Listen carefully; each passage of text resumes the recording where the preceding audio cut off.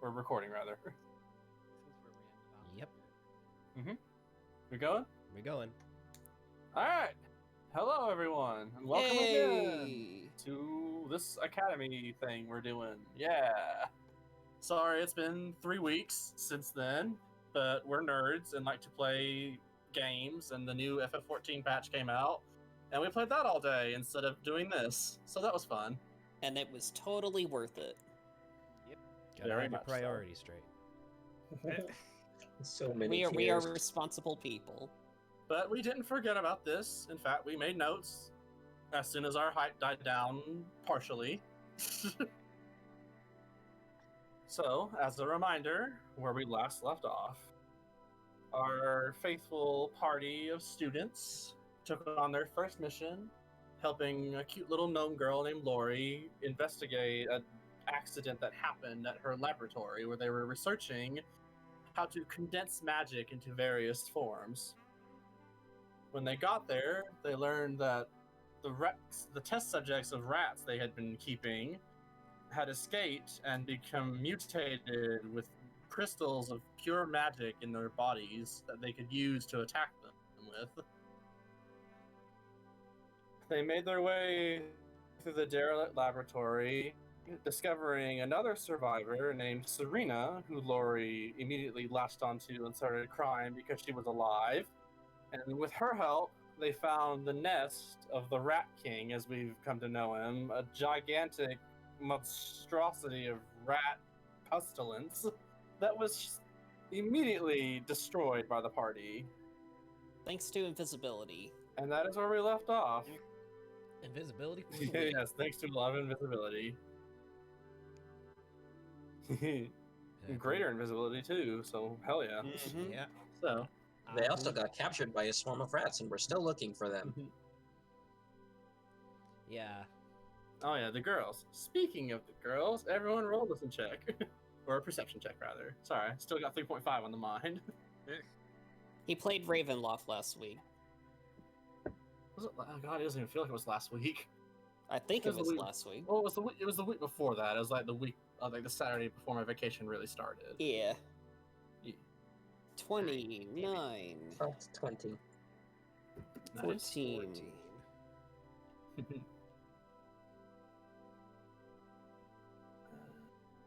Alright, there they are again. Now we need a 19. 19. Cool. Nice. Alright. It doesn't take much to hear this, but you hear some like people running down the hall. And the girls come into the opening again, you know, panting like, "Oh god, you're all okay. Like, what happened? Did you get rid of it?" Grudas just kind of gives the Rat King a firm jab with his quarterstaff, like, yo, that answer your question? Yeah, Traylon just points to the gaping neck hole in this thing's still gushing neck. Yeah, it's been gushing blood in Ellie's face for 3 weeks. I'm sure he doesn't mind, though. Just saying. Someone crusty this man. We're gonna All have right. to, whether he likes it or not. Yeah. Alright. Well, the girls are nod and are thankful you're all okay. And, you know, Lori is obviously very happy that this all seems to be over now. But Serena still looks a little guilty. Does Yeah, anyone she- remember what the Rat King told you Yeah, all she- for the fight? Yeah, she Yep. does kind of owe us an explanation. Traylon will take the initiative on this one. He says, "So, you were the one who let this shit happen." She looks down and knees her hands together. It's like, yes, I do feel I am responsible for a lot of this, but I never thought it would escalate like this. I wanted out, honestly. And Lori looks real surprised to hear that. I thought this experiment and these trials were just a waste of time, and I wasn't going to better myself by being here, so I thought maybe if I just let the rats out at night before our evaluation that would shut it down or something, but I never wanted this to happen. Wait. So instead of just, resigning or quitting or dropping out or whatever the nonsense you got going on with their school/academy, whatever, you let loose some seriously mutated rats. Well, Out. they weren't mutated at first. They were just normal rats before this happened. Okay, play along with me now. If they were still the rats and they were just let loose, what would that accomplish? They would just go get more rats. Can I take this for a second? Sure, go ahead. She basically explains that she thought if she just flat out quit, it would look worse on her. And so if she released the rats and the inspectors come in and see this, when they shut it down, they won't look at her so much as the lab in general. And since there's no one really to blame, she thought she could get out scot-free. It very much reeks of like teenager not thinking straight. Oh, so Yeah. insurance fraud. God. If only we had a paladin in the group. That's... Oh, hey, about that. Yeah. Oh, no. Hmm. But... Oh, man. Girl, do you have... I'm I'm sure not- you do at this point. I don't know why I'm even trying. And I Kritos do. just kind of Mhm. slowly blinks and it's just like... Y'all, I've seen some shit I never should have seen. Just... You should have just quit. None should of this have- shit would have happened. She looks solemnly at the ground and just nods. I'll You'll- take whatever fall happens now. You have a lot to answer for, but I think we should get out of here and get you back to town and get you something to eat. Ooh,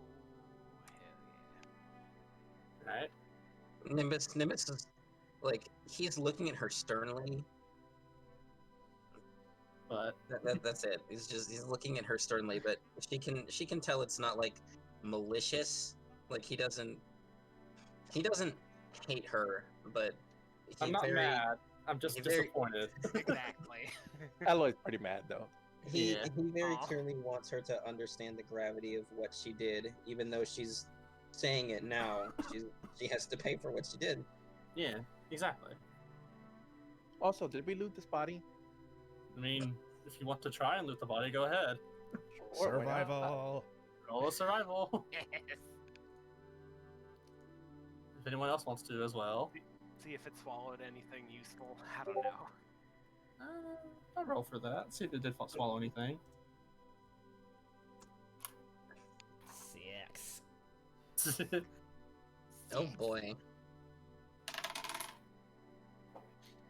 Meanwhile, Cruda's just like, I touched that thing enough for today. I don't know what I'm doing with Cruda's voice right now. Just It's alright. let's just assume this is like just how he sounds when he's not like Did- high. Yeah, did Eloy roll that 20 run right there for survival? No, that Yes. was. Oh, was it? Oh, yeah, that was survival. Yeah. Sorry. Yeah. Alright. Let's I'll also see. give it one. Alright. It's a 19. I'd say through your combined efforts, the crystals that were on this Rat King were a lot more sturdy than just, the regular rats, because obviously he was larger. So I'd say each of you add one large empty crystal to your inventory. Those three, or well, The three who roll survivals. yeah. I was gonna say I guess it would be because well, Crudez ain't touching that shit anyway. And I'd say Eloy is the only one who finds this. He probably isn't afraid to get his hands dirty. You pull out a ring from its guts. Can I inspect what the ring does, or is it just a golden ring?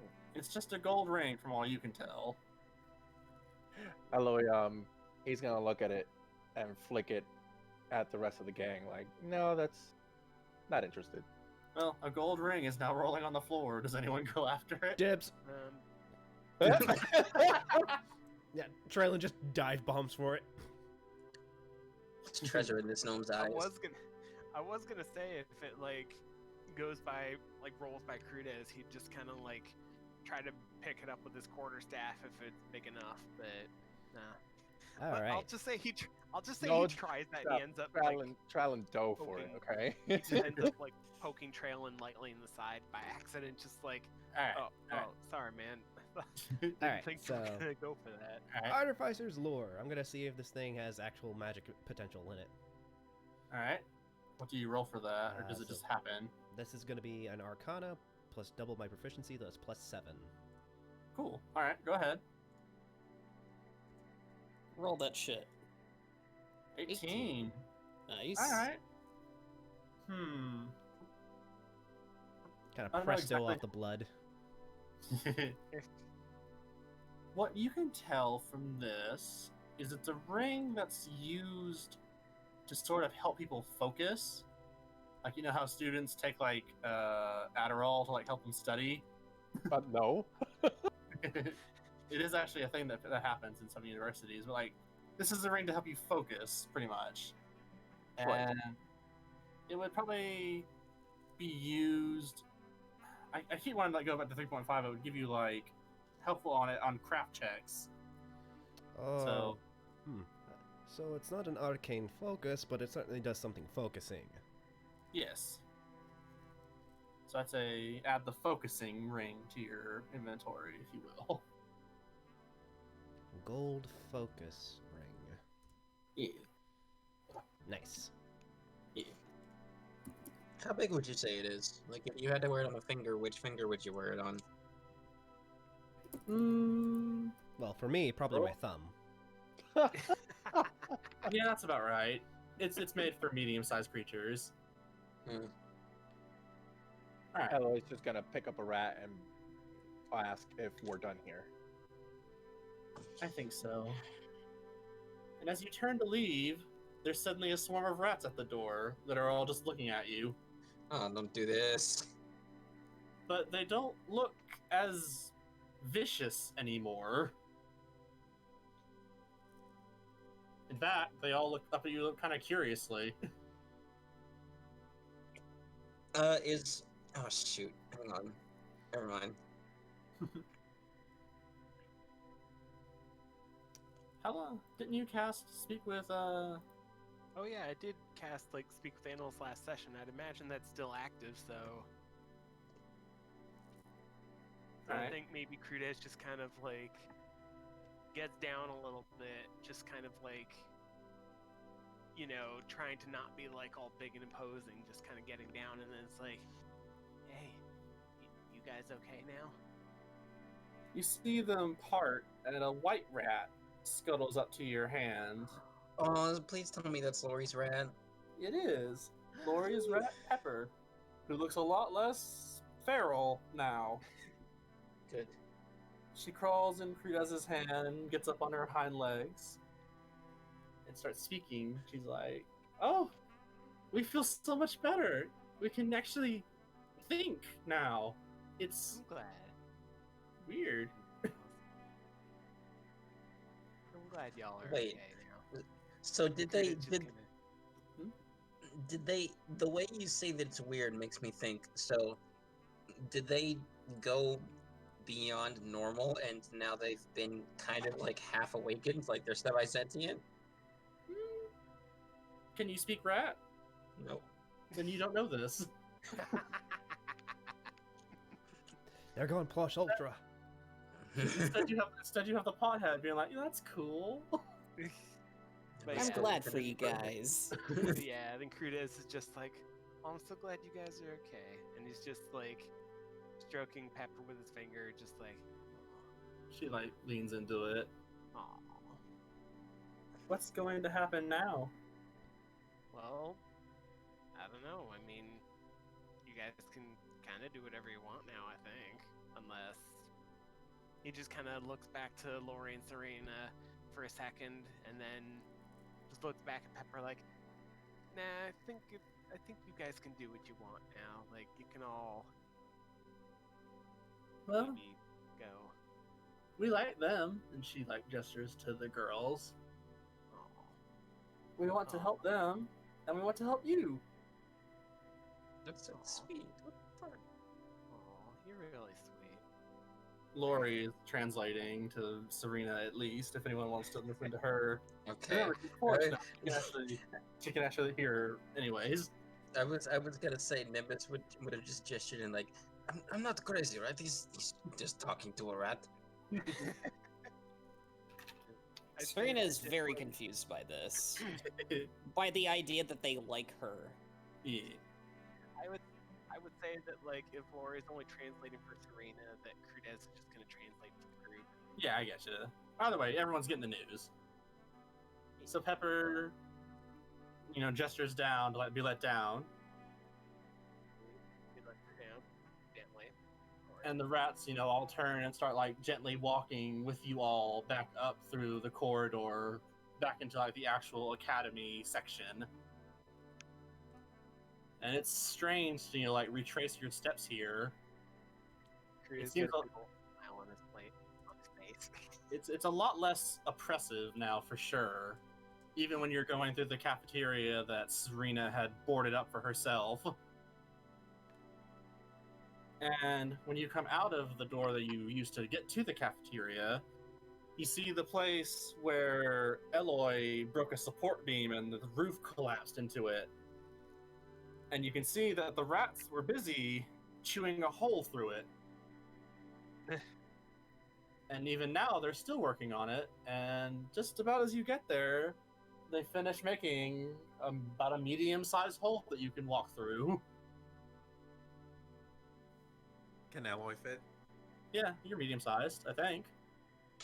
He's got a big frame, but if you crouch down, you can squeeze through. Yeah, Yeah. you can get through, no matter what. And if not, they can just chew a little bit more away and help you get through. Tryland's actually going to look for the ball bearings and caltrops that he tossed out. Roll a survival then. To see if you can like salvage them from the other bits of wreckage. I'd say, how many did you throw down, if you remember? Probably 20 of each, because it was a hallway, at the very least, with 10 feet of 10 or 5 by 5. So I'd say you get 10 of each then back. Everything else was like crushed by the weight of the supports and stuff like that. nice. And a slow walk down this hallway again till you're outside. And you finally step out, and it's actually just about dusk now. Wow. We've been in there that whole time. Fucking hell, we've been in here for a long time. Yeah. Time flies when you're trying to fight for your life. Pommet says. I'm besides when you're the guild more like. Well, what do we do now? We go get I paid. know what I want to do. Speaking, thank you for bringing that up. So, Serena, was it? Mm-hmm. You know, when they are going to investigate you, they're going to ask us what happened. And sure, we could tell them exactly what you told us, that you wanted out and you were responsible for everything. But looking at these rats now, I would say that your experiment was actually successful. I mean, In a roundabout way. in I a guess. roundabout way, you created a new species in a way. And he points out that the rats still have the nubs on them. Yeah. But we could forget all that and just let them know that you ruined everything. So, here's my proposal. When we accepted this mission, Lori here said that our reward was 500 gold and Each. a coupon for a magical item. Yeah. Lori says enthusiastically. Oh, Lori, sweetie. I'll get to the point. If you don't want us telling anybody, 1,000. Did you forget you were talking to a student? Eloy is going to, even though he doesn't care about, I guess, whatever coins they'll get, he's gonna glare at him after he says that, and his ears are gonna fold like, ooh, you sneaky little thief. I'm gonna intimidate him. Intimidate Hamid? Yes. Alright, go ahead.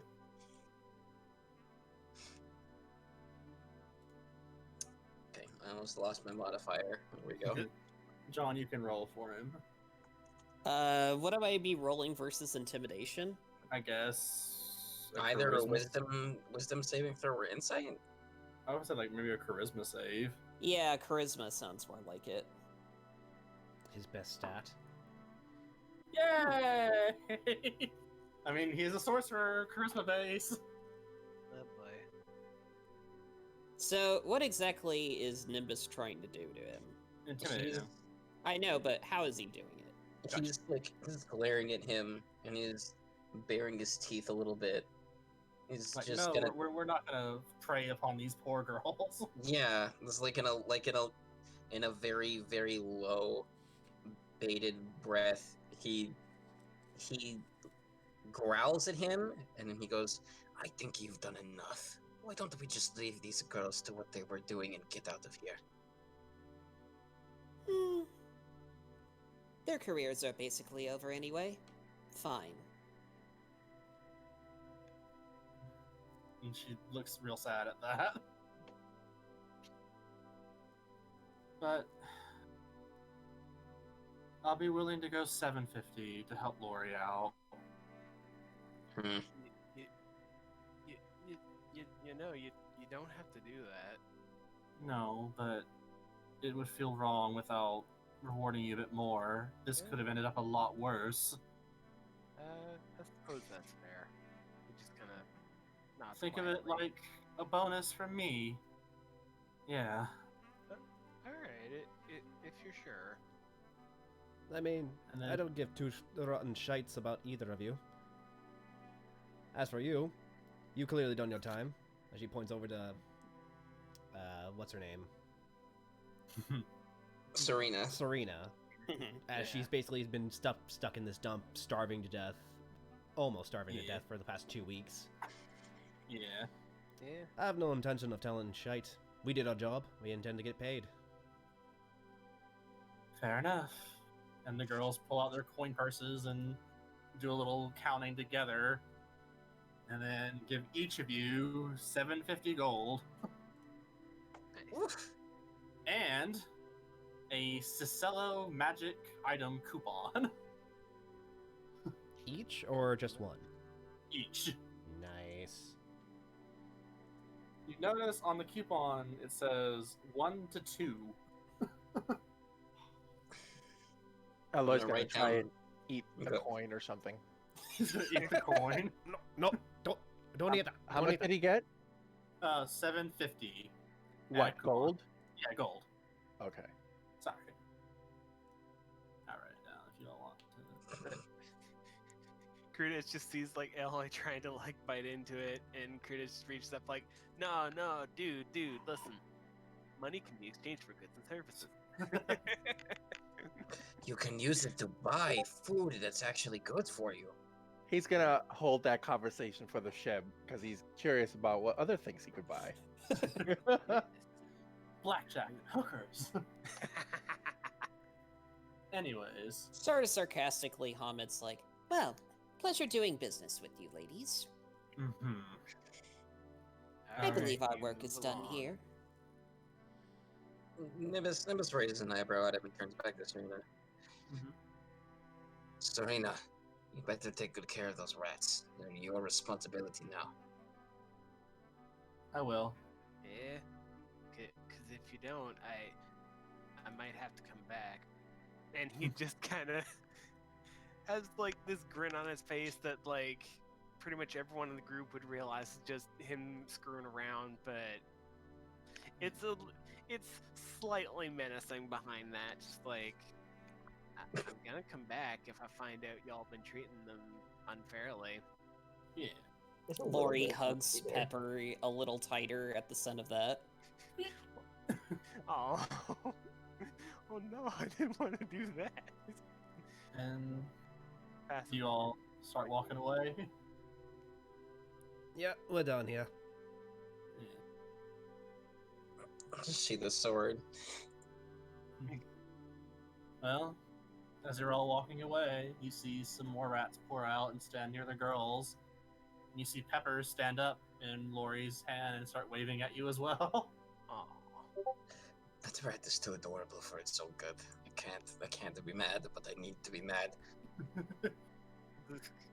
About halfway back to town, you see some men wearing blue start walking up towards the hill.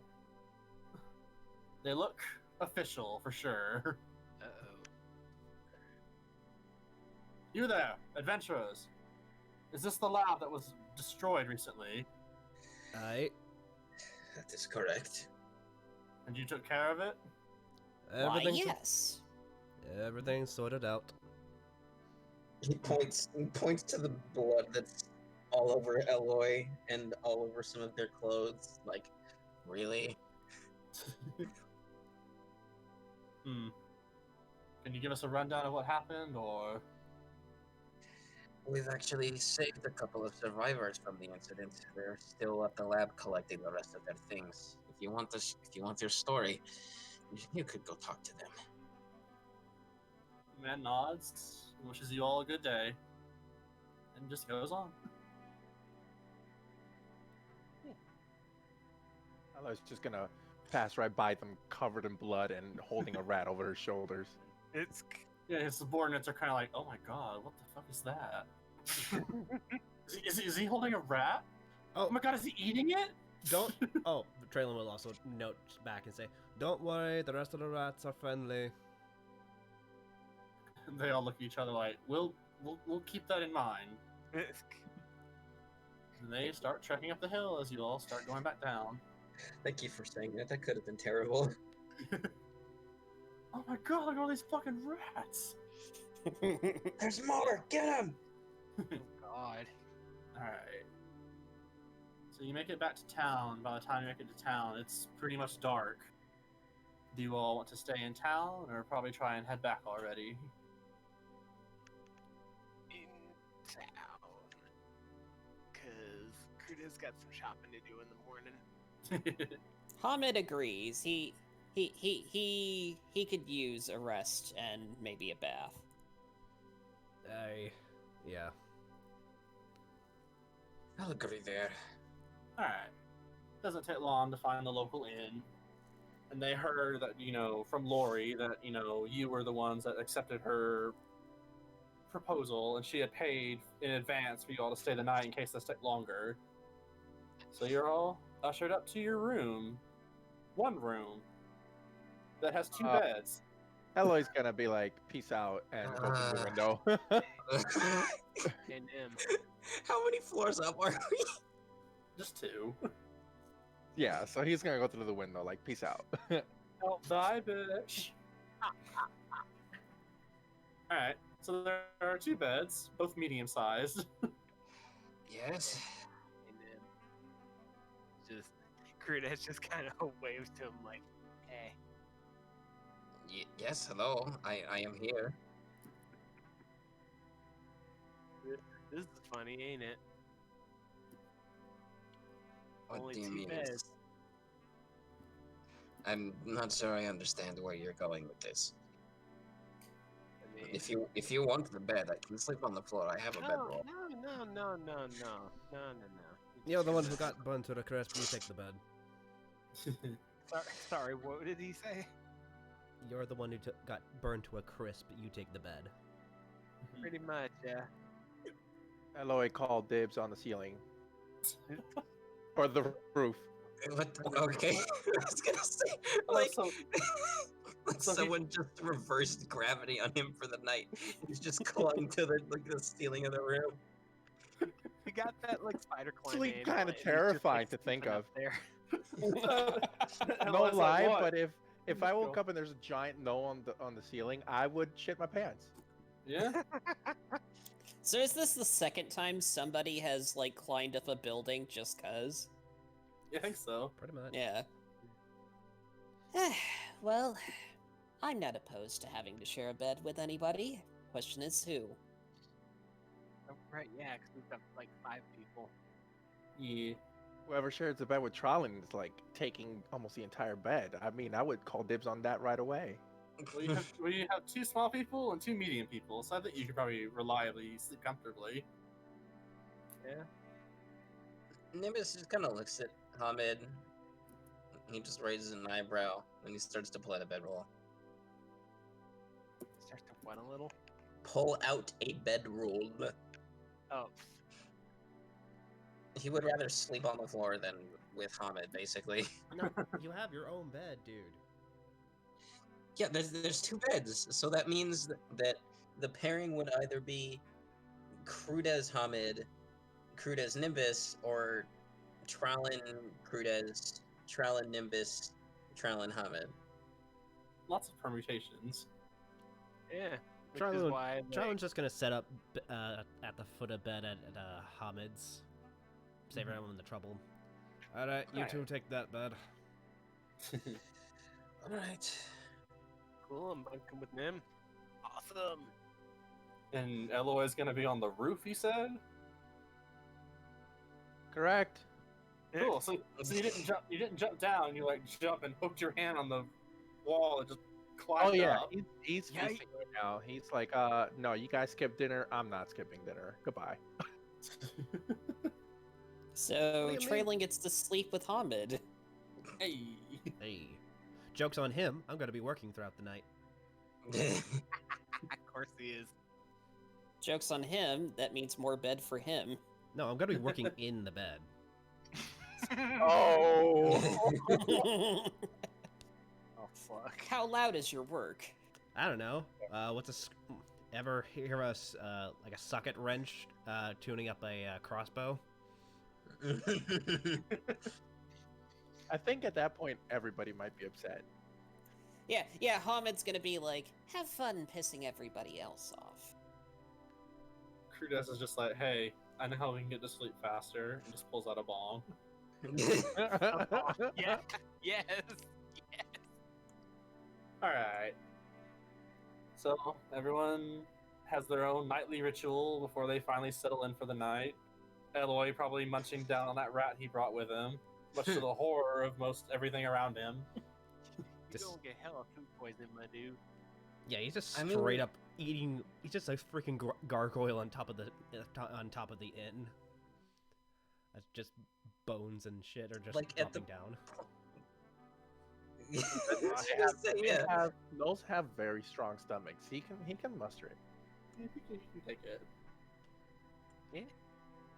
And eventually, you all fall asleep, and morning comes just as quickly. Hamid just wakes up with a bunch of arrowheads around him. Like perfectly positioned around like his head and everything. There's one right above where his head stops and his hair begins. Yeah. Traylon, what is this? Oh, sorry, I was working on a new scatter shot, and it kind of exploded on me. Haha. Meanwhile, Crudis gets up, puts his loincloth on. Oh yeah, you didn't know that about him, did you? He sleeps in the nude. I mean, he could. I mean, he's almost nude anyway. It's not that much of a difference. I mean, who doesn't? Oh, you see in the picture, you see them all. Hey Nim, you up for this? You awake when you see this?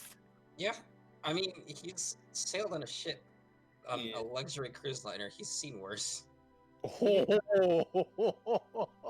Jesus. He's seen a lot of Worse. old tours, and he doesn't want to remember those sites. Worse, Oh. worse is You've not seen what I meant worse. to say, but it came. Hamid is also unfazed by this. Damn.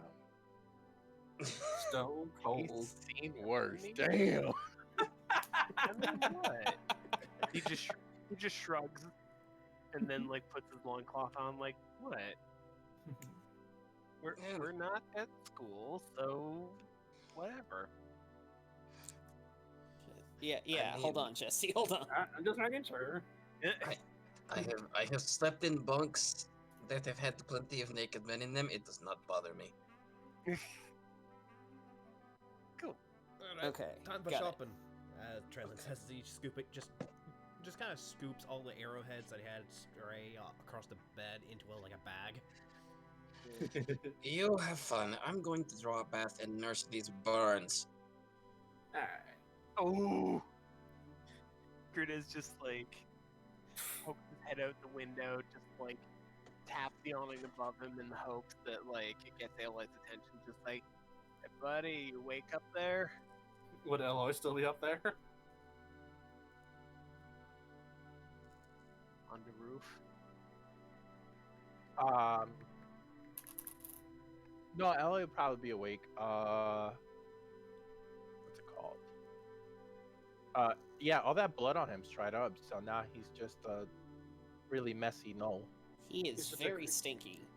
He's also Yeah, that's crusty. By the He's way, crusty. do we heal for a long rest Yeah, Oh, you yeah. do, for sure. fully? Yeah, I'd say just go ahead and go back Yeah. to full. Thank you.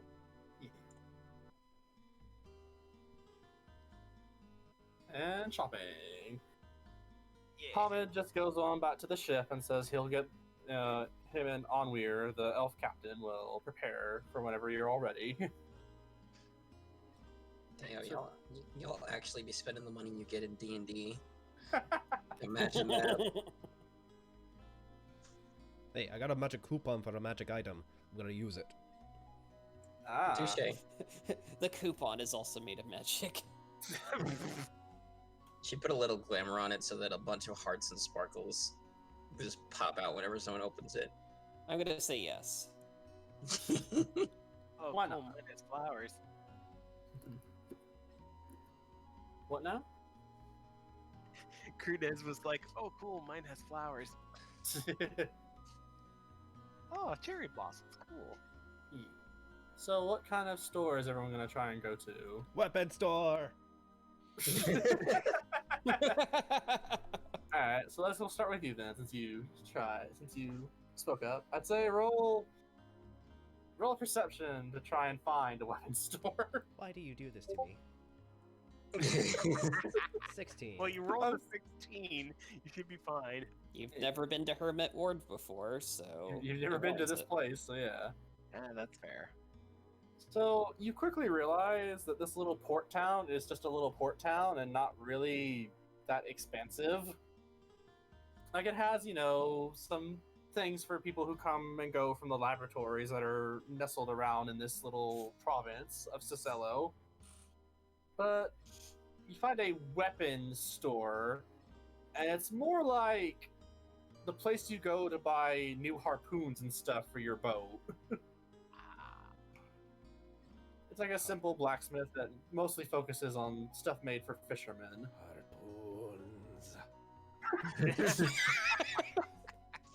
I just imagine he like Trowlin is just looking around the store and he does like the thing that cats do. Like his eyes have gotten really big. I like how he Twilight. turned into a sailor for a second. Eh? Oh, a sailor's life is a life for me. So yeah, you were in the harpoon store. What You don't type? see anyone working. Go on, sorry. Would any of the harpoons be small enough to fit into a crossbow? No, Oh, none whatsoever. Bow. They are all taller than you. Twice your size. Nah. He'll go up to the counter and ring a bell if he can reach up.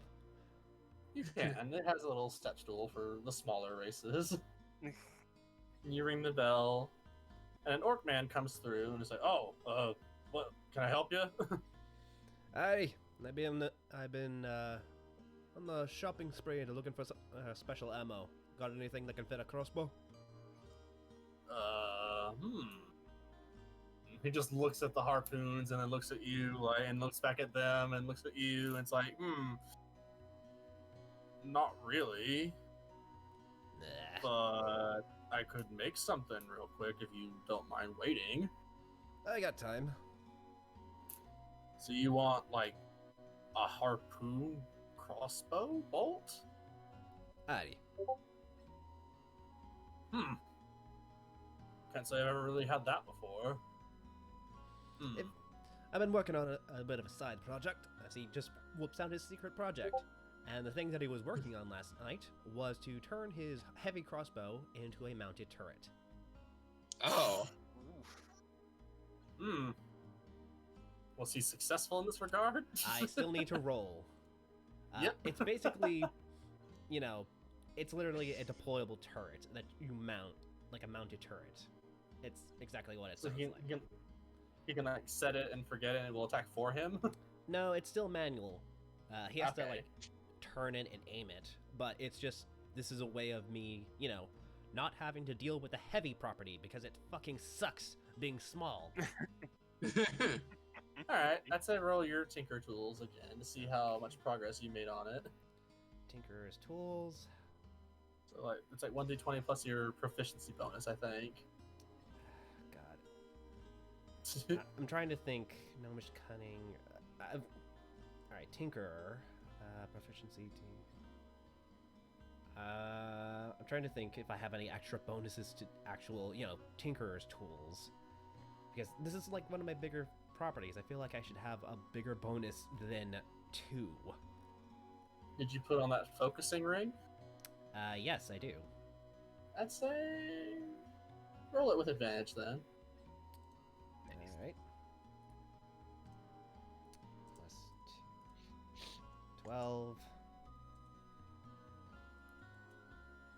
12. 12. Oh. You made some minor progress, but you also were definitely doing a lot of things just to spite Hamid. I have been working on this little project for a bit of time. Yeah, and you've been doing pretty good on it, so don't worry, I have been keeping track of it. Yeah. Totally.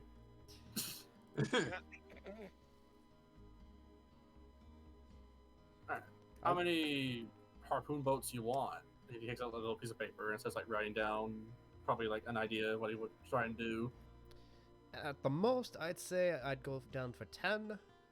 If it's a bit of a rush job, then I'd say, or if it's pricey, I'd probably go down to 5. It'll be about 100 each. 5 it is.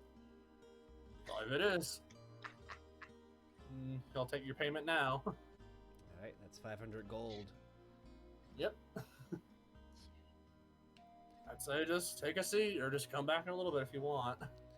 I'll be back in a bit. I got a little bit of else shopping. Gotta make good on a coupon. Alright. Speaking of which, Alright, well, know where I can cash this in? As he holds up the coupon. he whistles like, oh, haven't seen one of those in a while. He looks closer at it. You can't really cash that in here, sadly. You'd have to go to one of the bigger cities.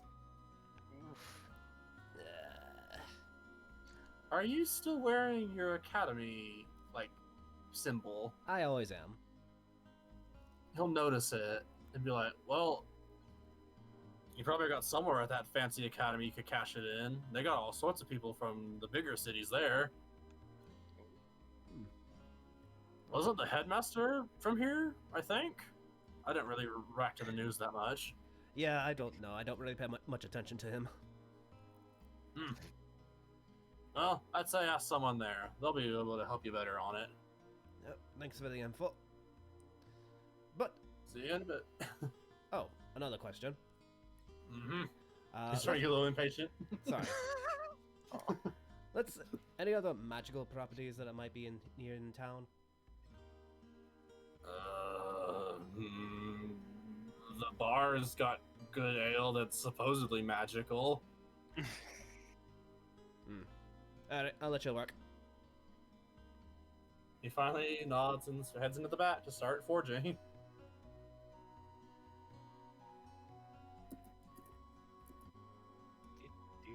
I guess Alright. swap over to somebody else. Who wants to go next, if anyone? Oh, excuse me. I mean, I can go next if Alright. no one else is like scrambling to go. Alright, you can go next then. Alright. So yeah, I think Crudez is just gonna have this moment of realization of, oh yeah, I was gonna get something for somebody. And then he's going to start looking around for I guess the best way I can sum it up is the tool shop, honestly. Tool shop? He wants Alright. he wants to get a thing for Saray just to be like, hey, look what I brought back. Isn't it cool? I know Alright. these things. Alright, I'd say you also roll a perception to find a store like that. Alrighty, that is a healthy +4 all day, every day. 20, Soft not 20. that. Yeah. Soft You 20. find, again, you like Traylon realized this is a smaller town, so there's not too large things that are specialized, but the general store probably has a lot of tools, again, for the fishermen that live here. So you go inside and find a little aisle that has tools of like replacement fishing line, lures, different wrenches and bolts and things for ships, ship repair. Anything specific? Well, you mentioned wrench, and I'm just like, Kruda's like, oh hey, I remember she likes that kind of stuff. Maybe. All right. She's used one of those before. Maybe she might want another. There are many types of wrenches, though. Yep, and Krudas don't know shit about that kind of stuff. I'd say so. You're just gonna buy her a wrench. Well, I think I might just kind of ask, like, whoever's working nearby, just like, maybe to get a little help on that. So you ask the lady at the counter to help you. Yeah, just like, hey, I know a chick from Iron Dome, and I'm shopping for tools for her, cause you know, just I think she might want one, but it's like kind of hard to know like what she might want. I mean, I'm looking at a wrench. I know she uses them, but like I don't handle this stuff. I'm from Micaiah. The lady at the counter first like says like hello in her customer service voice, and then realizes how almost nude you are, and is like, oh, and then she's like, well, you said Iron Dome, right? That's a little out of the way. Here. And she pulls a very heavy-looking wrench. In fact, roll a strength check as she hands it to you. Oh boy. And check. Oh wow, Krudas is actually surprisingly buff-ish with a +2. 15. Alright. Your arms don't snap immediately as she drops it in your hands. She's like, well, that's a pipe wrench. I guess they need pipes working good in Iron Dome. That's probably a good idea. I mean, she lives at the academy and stuff. Like, I don't know if she's got much opportunity to do that kind of stuff, but oh, maybe. But thank you. I mean, it ain't free. It's 5 gold. Well, yeah. Of course. I know how this part works. I know how this part works. Yeah. I'm You part said of the there was Wild 5 Legion. gold, We right? have economies. We have stores. It's better than Alloy. Alloy is just kind of staring at this like, oh, why aren't people trading goats and grain? Yeah. Again, you said that was 5 gold, yeah? Yeah, 5. Okay. And add a pipe wrench to your inventory. And before like he leaves, he's just gonna ask say you know anybody who might be able to? He's just kind of going off the seat of his non-existent pants, but like anybody who might be able to like paint a little thing on the handle, maybe. Like, to personalize it? A little bit, yeah. You could try one of the blacksmiths. They might be able to engrave something on it. Oh, cool. Can you tell me like which way, whereabouts? I don't really deal with metal, so I wouldn't know this stuff. She points you towards the direction of another store. Thank you. And I think you I think Kritas might just drop, totally not on purpose, 5 extra gold. Aw. She'll pocket it. Just give you a gentle wave goodbye. Thank you. Y'all some generous players. Jeez. He just holding this huge hefty pipe branch, just like, oof. Dang, how the hell is she gonna use this thing? I didn't think about this. You just drag it through town. But it's cool though. It makes a horrible scraping sound as you drag it And he'll everywhere. try to like pick it up a little bit more, so he's not like dragging it everywhere. I'll say you just get to the blacksmith shop, and he agrees that he can engrave your pipe wrench for about 10 gold. What would you want it to say? I mean, I guess it would have to be like an actual phrase and not just like a design, because that might be a little more elaborate and therefore more expensive. 25 for designs.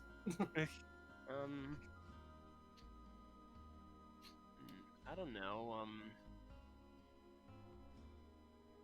Something kind of nature-y. It's just kind of Nature for your pipe wrench. it makes sense to me. It's just because.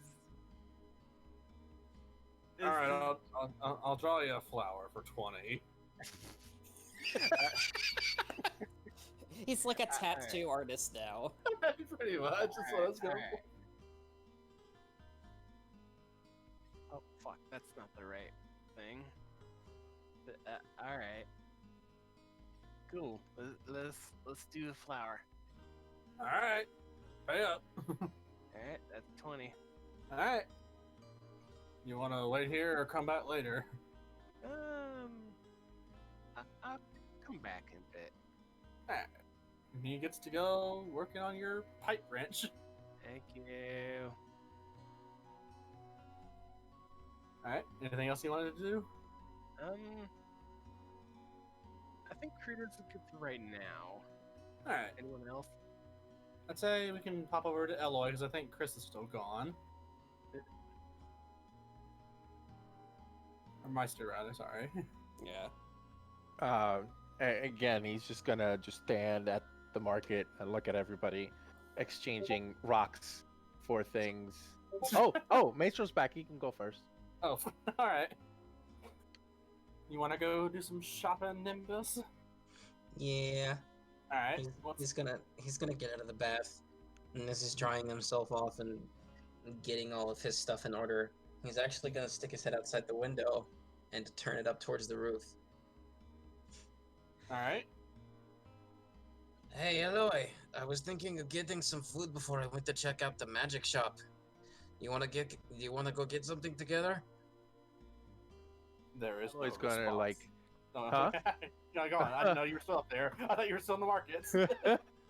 I guess I don't know. I guess he followed who Well, went to the markets. It was just. So far, it's just the small people for now. You could probably still be there and hear Nimbus's request. Yeah, I guess his ears are gonna shoot up at the sound of food.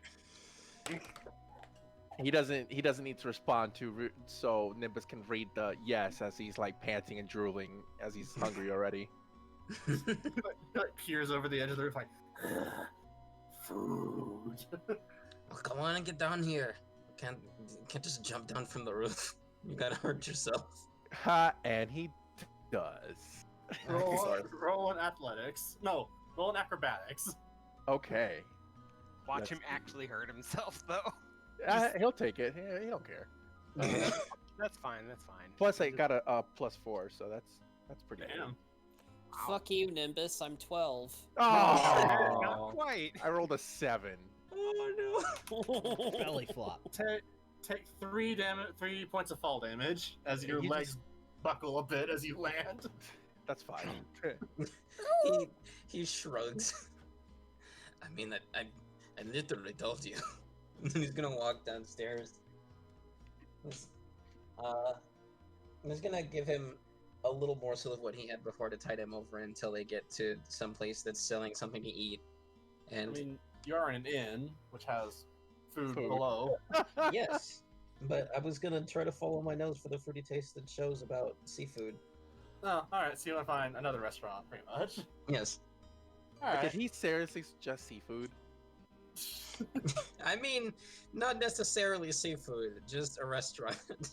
Well, I mean, again, this is a port town. When you all got here, there was like a crab festival going on, so... Yeah. I'm at least Needless gonna to say, attempt. there is plenty of leftovers. After seeing how viscerally he reacted to the sea, I'm gonna at least try to find Eloy some land food. Alright. Alright, I'd say between the two of you, both being able to smell things pretty good, you find another little restaurant, and they come up to take your order, and the waitress, recoils in absolute disgust. at the set Eloy. Perfect. Can I take your order? She's like holding her shirt up to her nose. Yes. Do you have any steaks or pork chops?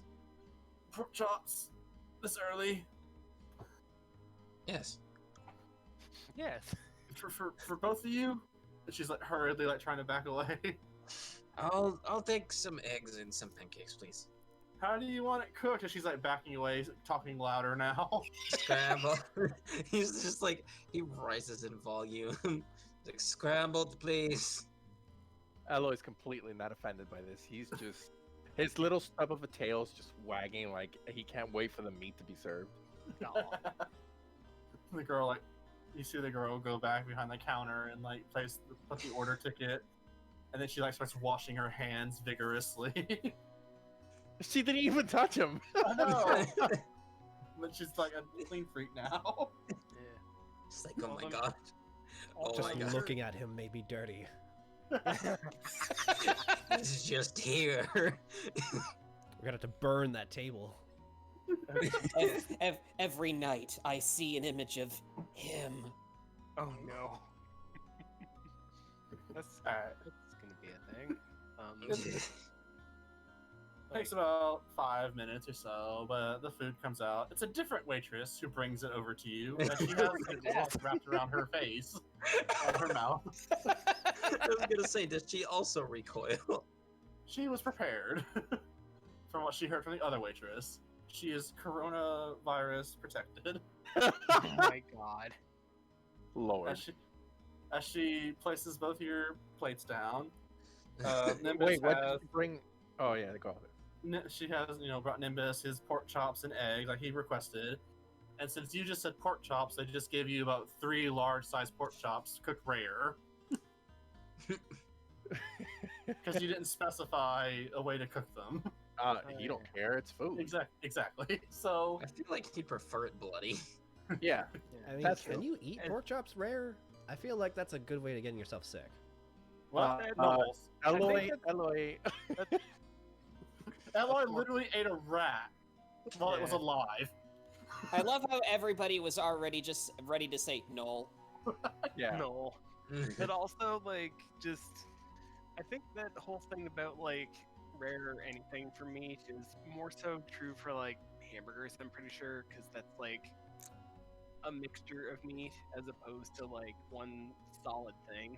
It goes for just about any kind of meat. You shouldn't, except for fish. But fish is you have to freeze it a specific way so you can eat it raw. Don't just go Yeah. buy any fish and eat it raw because you will get sick. Mhm. Cool. Regardless, Eloy has 3 bloody chunks of meat on his plate. He's gonna offend everyone as he grabs a pork chop at a time and just chomp into it, bone and all. He's gonna. Nice. Good for Nimbus him. is Nimbus is gonna like use the napkin that they give him to like cover his clothes so he doesn't get bloody meat juices on his clothes. You put it on Eloy? he, Put it on, no, he puts it on Nimbus. He knows. Okay. He knows Eloy doesn't care. Yeah. You two just eat in relative silence. Well, Nimbus is actually gonna while he's eating, he's kind of acclimated to Eloy's eating habits. It's just kind of like, so, excuse me. I noticed that you don't really do well on the ship. You know, something that usually helped some of the people that I work with when they were dealing with seasickness is they do something they enjoy to take themselves out of the frame of mind where they can notice that the ship is rocking. So I was thinking, how about on the way back, you and I spar and train a little bit? I feel like that might help the both of us. Eloy's gonna, as he's eating, just like kind of whale eye, Nimbus, like he's setting him up for something, considering he doesn't really know how seasickness works, and he just knows that he's gonna be horribly sick, and Nimbus is challenging him to a fight while being horribly sick, so he's going to shrug an approval, but he's definitely got suspicion on Nimbus now. That's fair. This guy's trying to cheat. Aw. Alright. He's like, That's what you- he's like, You're like- I know, but I'm on to you. Yeah, exactly. Some exercises or something to take your mind off of it, because obviously the sea shanties didn't help, the incense didn't help, and I know I used to be seasick myself actually, and I felt miserable, so I thought I should try to help some way. He's gonna question, seasickness you talk about, like questioning, like what is that? Oh, that's. Do you remember when you were on the ship and then you felt like you got really nauseous and you wanted to throw up a lot? Did throw up. I did. Then that's what I'm talking about. That's what we call seasickness. It happens to people that are not accustomed to the motion of the boat. And that was actually something I had to deal with also, and it did not feel good. So I thought I wanted to help. And I thought maybe if the incense didn't work and the singing didn't work, you seemed to like fighting a lot, so I thought that might help. As he's saying this, he literally breaks a bone in half in his mouth and starts chewing and grinding and crackling in his mouth as he's saying this. And he says, sure, we fight. And that's it. All right then, it's a date. A date. So at that point, he's just gonna finish eating his food, and, like actively dodging and attempting to block the splattering of blood while Elo eats. Alright. No one's gonna be like, who did he murder? By the time he leaves, there's literally just like the dried rat blood on the table and the seat, and the remains of the pork chops just splattered across even further on the table. It looks like Oh, someone God. freaking exploded. I personally do not want to think about how much of it Eloy got on him to the point where he's still not dry yet. Oh, okay, here, how about this? Nimbus is gonna really hate this. So when he's done eating, he literally grabs onto the table and he shakes vigorously, and all this dust of dried blood just splatters against Nimbus. Why is he shaking the table? Can I- He's not shaking the table, he's holding onto the table so he doesn't shake himself into the floor. Oh, so he's doing like the dog, like Yeah. shake the wet off. Can I attempt to use my reaction to block it with the shield? Your shield is your plate, but yes. Okay, what do I roll? You said like a deck save, didn't you? At this point, yeah, it'd be a deck save. Yeah, that's a reflex save then. Excellent. I have no proficiency in that. Let's go. Fucking roll. Got him. That's an aim. Oh. That's an aim. Can I use Shield of Faith? Shield of Faith is not a reaction, my dude. No, it's not a reaction. You try, but your plate is too small, and you manage to like make sure none of it gets in your mouth, but it gets on a lot of everything else. You quickly try to call out to the Lady Lilia, but your prayer is either not answered or wasn't answered fast enough. Oh, Lady Lilia, give me strength. He says in not under his breath. He's And thinking just as that. you say that, then your Shield of Faith turns on. After you already got dirty. It flickers a little bit before finally activating, though. Yeah. He just like grumbles. He's like, you see this shit right here? This is why I take baths at night. But Alright. he didn't. He took one in the morning. Yes. God damn it. Anyways, I'm what gonna. you Sorry. assume is a waitress comes over to your table to collect the bill. However, she is dressed in a diving suit with a helmet. Jesus. I'm gonna leave her an extra big tip, like 40%, for dealing with this ridiculousness. So that's about 20 gold for both your meals. Are you paying for alloys? Yes. No, not 20. That's about 8. There you go. So 8 gold off. And as you're leaving, you see more workers in diving suits with heavy cleaning supplies walk over to your table. Thank you for the food. And they just look at you. He just like shrugs. Alright. I'd say some time passes. Foreigners. Foreigners. College kids. I bet these chuckleheads are from Peron. Oh wow. Yeah, so some time passes. You all finish up your shopping. Traylon, add 5 harpoon crossbow bolts to your inventory. We'll stat them in a little bit to like give it's obviously special, so remember that. Yeah. We'll stat that later just to remind us later. Right. I imagine they're like for grappling.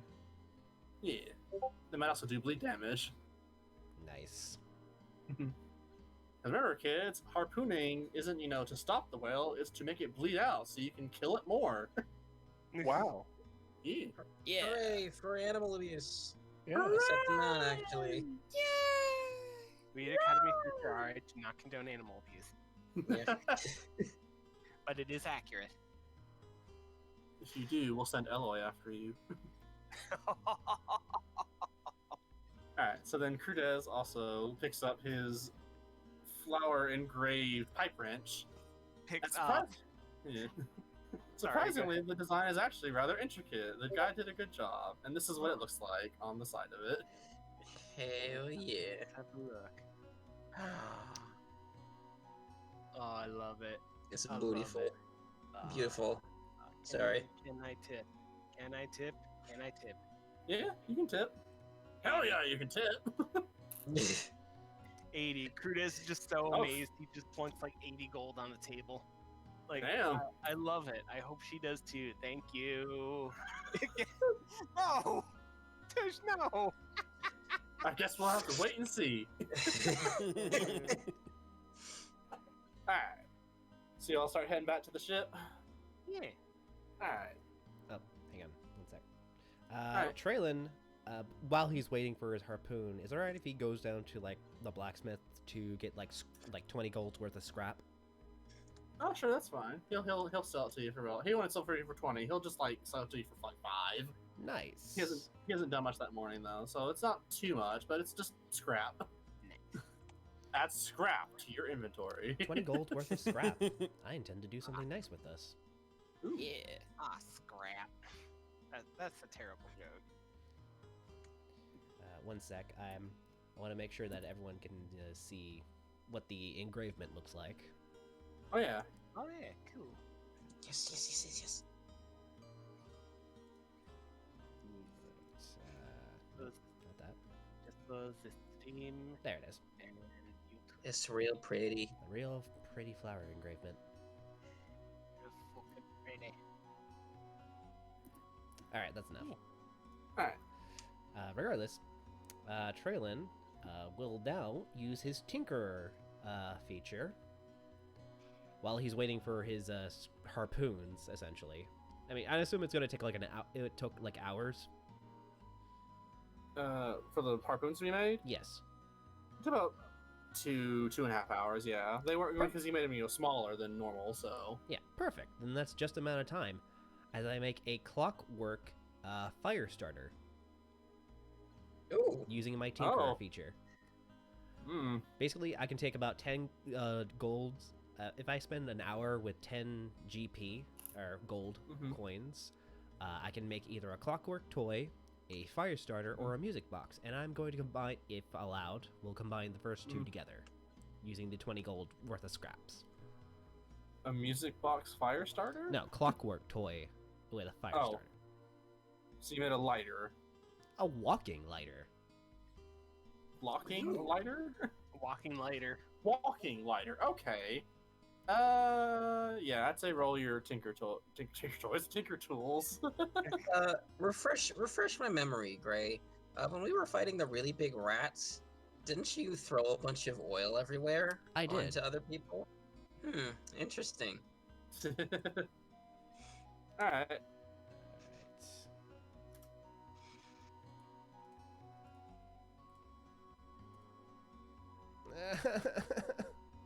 Oh no. This is supposed to be one of my better qualities. I'm I feel bad for Gray.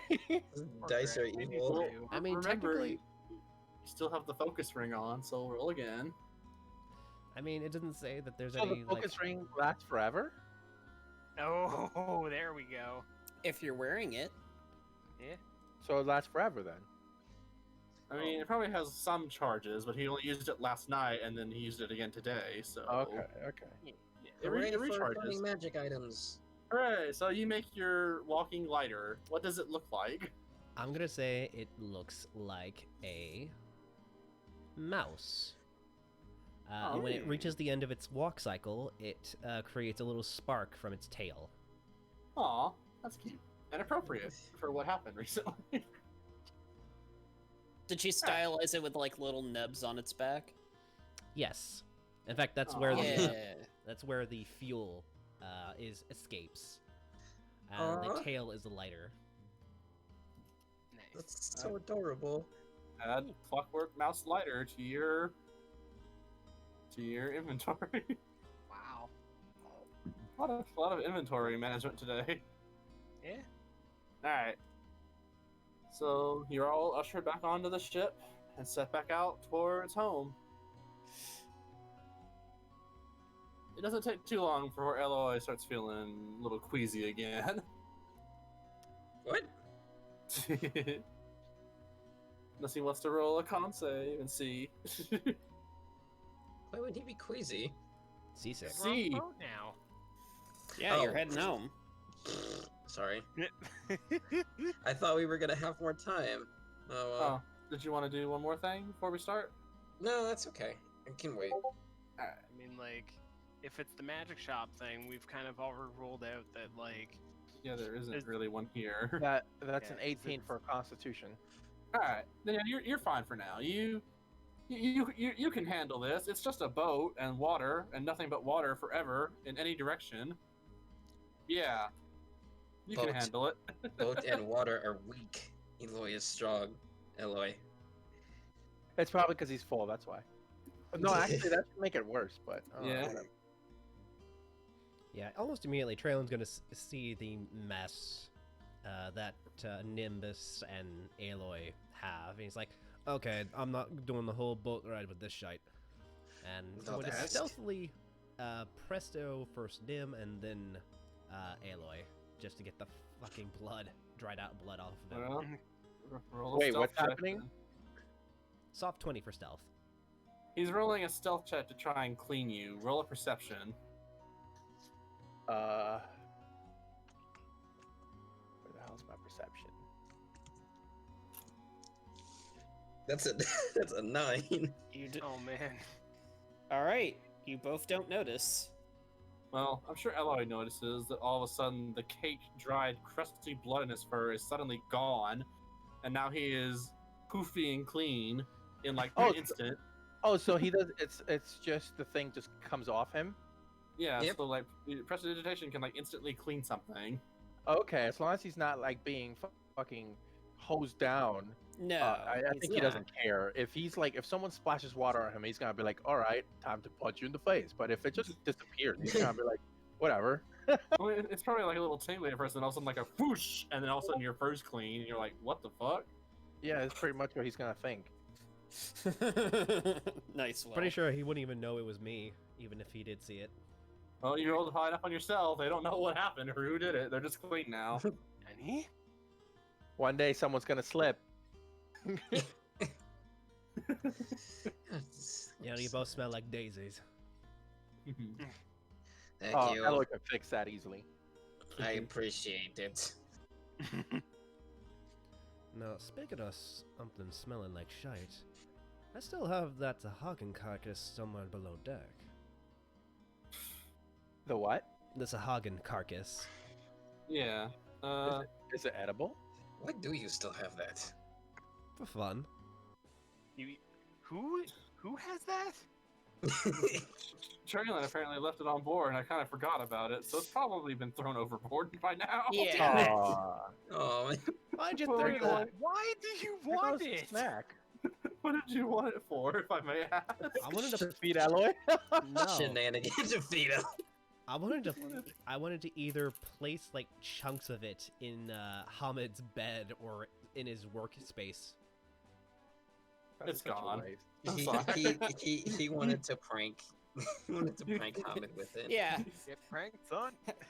Yeah, like Hamid greets you all as you're coming onto the boat. It's like, hey, hello everyone. I hope you are ready to depart. And he immediately gives like Traylon a wink. Oh. He didn't even do anything. I'm sure he's got something planned, but yeah. Hmm. So yeah, on the way back home now. Another beautiful day on the open ocean. I missed this. So far apart from that stuffy old laboratory. Work time! And immediately start tinkering. Tinker, tinker, tinker. Nimbus is actually gonna pour the rest of their trip into his training. Didn't you want to spar with Eloy? Well, yes. You want to How- do that now? How about it, Tush? Sure, I'm down. All right. So, you gonna lay some ground rules? I mean, Don't die. I mean, if it's Just just don't- sparring, I imagine just do composing athletics All right, Yeah. that sounds fine. instead Like, of just the going to point the of- full turn-based, like, Yeah. hour-long combat. Like Yeah. the point of this isn't necessarily to win or lose. It's just to get Trallon's mind off of the motion on the ship. Hey, look. Hello. Trallon? Eloy. Trallon? Eloy. Ah! Hey, I know this one. I do too. All right, Remember, I'd say both of you roll athletics to train together. let's do it. 18. 18. Strong opener. That's not how we spell roll. We don't put a P where the O is supposed to go. Hole. R- Oh, pull. nat 20! Oh, that's a natural 20. Ooh. Nice. So are you like just fist fighting each other? I would assume he like puts him into a hold until Eloy has to tap out. Oh, full on wrestling. All right. Ooh. Eloy, this Catman has somehow locked you into a hole on the floor. What do you do? No spite. No fight. Oh no. No fight. All right, so you want to try and bite him? Yeah, if he wants to just grapple me, I'll always got his free mouth. He doesn't need to do anything but bite. I'd say roll an attack with disadvantage because you're grappled. That's fine. Let me see. Wait, what am I rolling? Roll an attack. So, do natural attacks get base attack bonus and strength? Only if they're proficient with them. So since he's a yeah. null and it's a bite, then yes. So you roll 1d20 plus your Strength plus proficiency. plus your Oh, yeah. proficiency. What's do my have that proficiency? feature, don't they? Your Shit. proficiency should Oh, there it be... is. There it is. I got Yeah, it. you found it. Okay, cool. There we go. Found it. We're only level 4, Alright, so so it's just roll- level 2. Well, I rolled a 22. yeah, roll another one because you're doing it with disadvantage. So Sure thing. you have to take the lower roll. Good grief. What is a null's natural bite attack? I think that's just. I believe it's D6. 1d4. Well, It is. But yeah, 1d6 plus 5. plus 5. Shit. Oh, Is your wow. strength- 22 or 22. 24. Does a 22 hit your AC? Yes. Alright, Tush, roll your- where do you bite him? The closest thing around his mouth, which Or is he's his like- arm. His arm. Yeah. All right, roll your damage.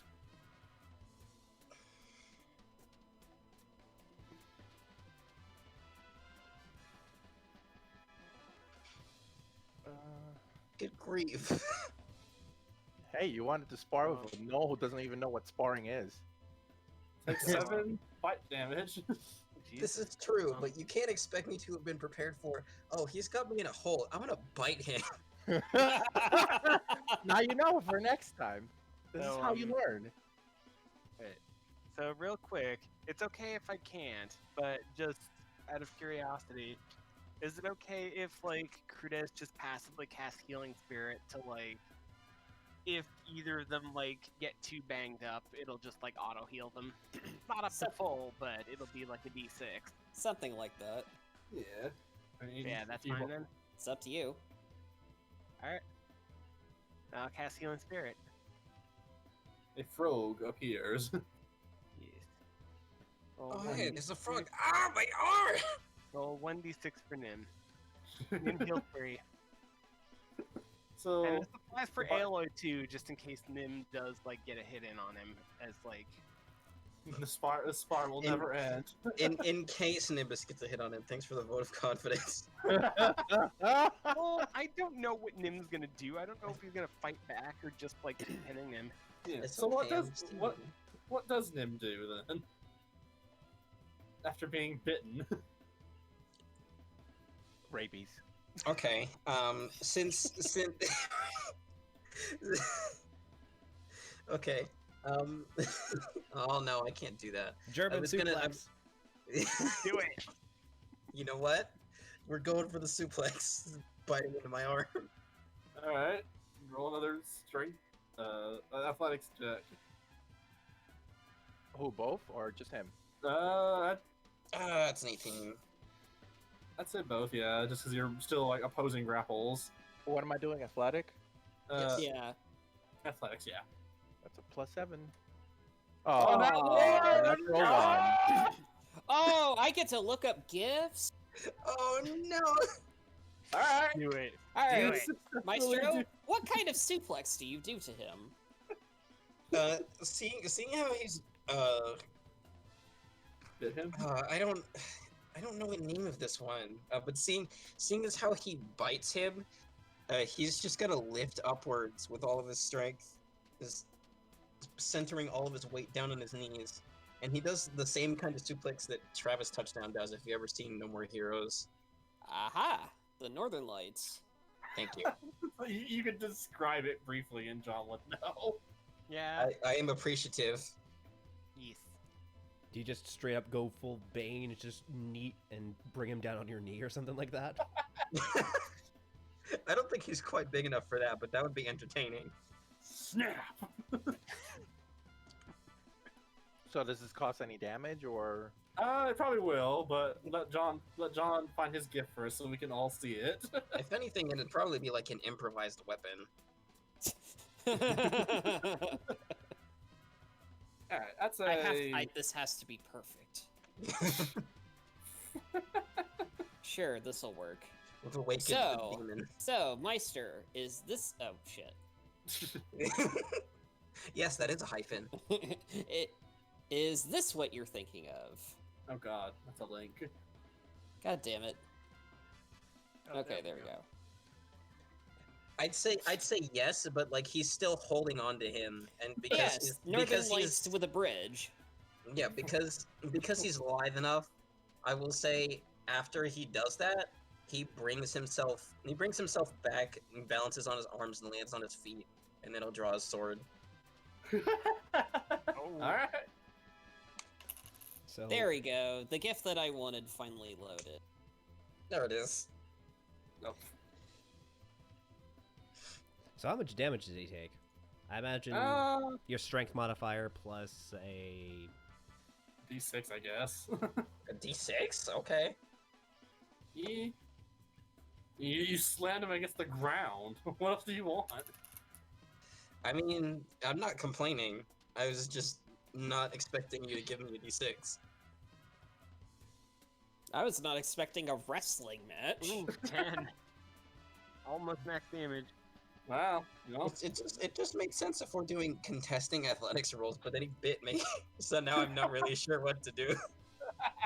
Well, I went ahead and enjoyed the new link. So, Eloy, you've been flipped over and slammed into the ground by this cat man. Quite effortlessly, mind you. Yeah, it definitely takes you by surprise. Okay. And that's And he let go of you and drew his sword. 2. Oh no! And heal 2 damage. But I kind of think you don't really have to keep track of damage, I don't think, but... Yeah. I'm keeping track of damage. Alright. If you're going to draw blood, then I guess I might as well just dispense with the wrestling. He's gonna see that he's gonna draw his weapon. Eloy's not gonna grab his weapon though, but he is going to rage. Remember, this was just gonna be contested athletics. Is this basically like a happy fun rage? Huh? Is this basically like a happy fun rage, where it's like, yeah, this is gonna be awesome? Yeah, pretty much. He's doing this to distract himself from getting. CC. Yeah, he's not thinking this is an actual fight, so he's not gonna grab his fucking axe. Yeah. Objective achieved.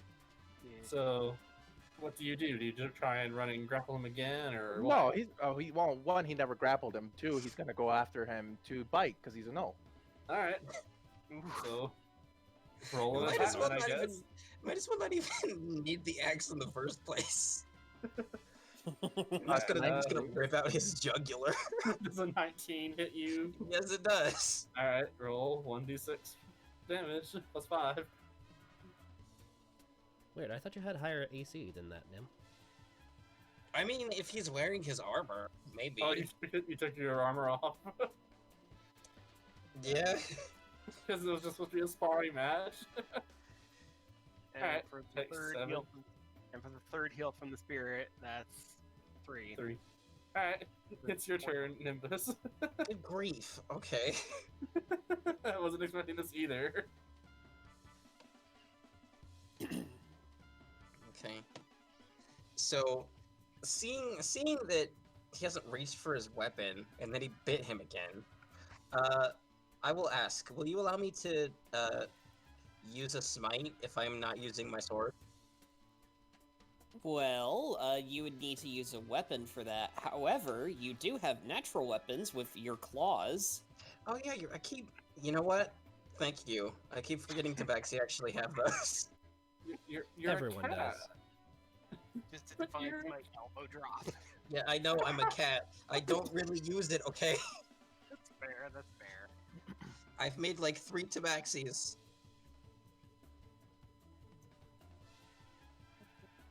That's a 12. Does a 12 hit you, Eloy? No. So you go hissing and screaming and slashing with your claws, and Eloy's like, and just dodges everything. Alright, Eloy. Oh, I'm not done yet. Oh, Actually, you know what? I might as well be done. Never mind. Wait, so are you doing anything? No, go ahead. he made an attack and missed, so you're attacking too? Yeah, that 16. hits. All right. Without his armor, that hits.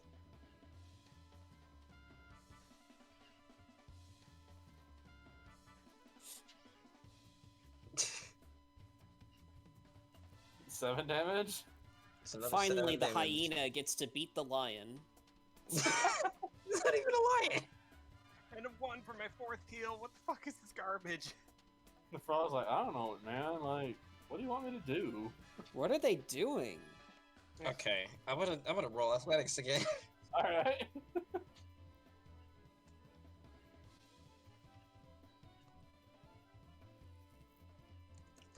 I typed out the word instead of the numbers that I needed to do. I roll athletic. All right, 24, not bad. Are you trying to grapple him again? Yes. Does Eloy oppose the grapple? Yeah, I guess. All right, so roll athletics, and because you're raging, roll it with advantage.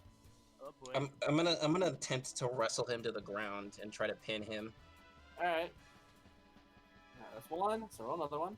Oh wow, he beat you 22. still. So again, the Catman pins you to the floor. Okay. Is he gonna do anything? Yeah, it's his turn Grappling again. takes up their action. Yeah. Yeah. It's your turn again. Okay, he's gonna bite. All right, roll with disadvantage because you're grappled again. But he's raging. Does that No, cancel it out? No, raging doesn't count towards attack rolls. Okay. Yeah, I think it's just like general strength. It's just Strength? it's all strength rolls is what raging benefits. It's a 9. 9. Oh man. Alright, so you finally miss somehow. I guess he like clamps your jaw shut real quick before you can actually bite. No.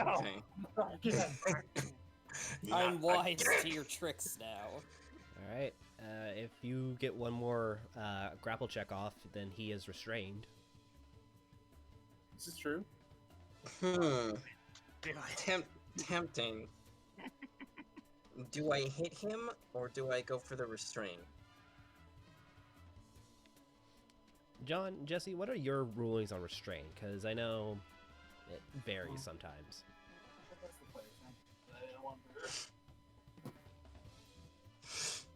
I'm gonna say Excuse that's me. still up in the air because this is still like a fun little like spar thing. So I'll say for the purposes of this, the next time you guys do like a contested like grapples, Eloy's gonna do it with disadvantage. But because he's raging, that cancels it out. So Just a straight. normal rolls for now. Yeah. So right now I'm doing an attack because now that I've got him right where I want him, I'm gonna use my claws as a weapon to attack him, and I'm gonna divine smite this lad. Alright. I'd say roll that with advantage because you have him pinned a little bit.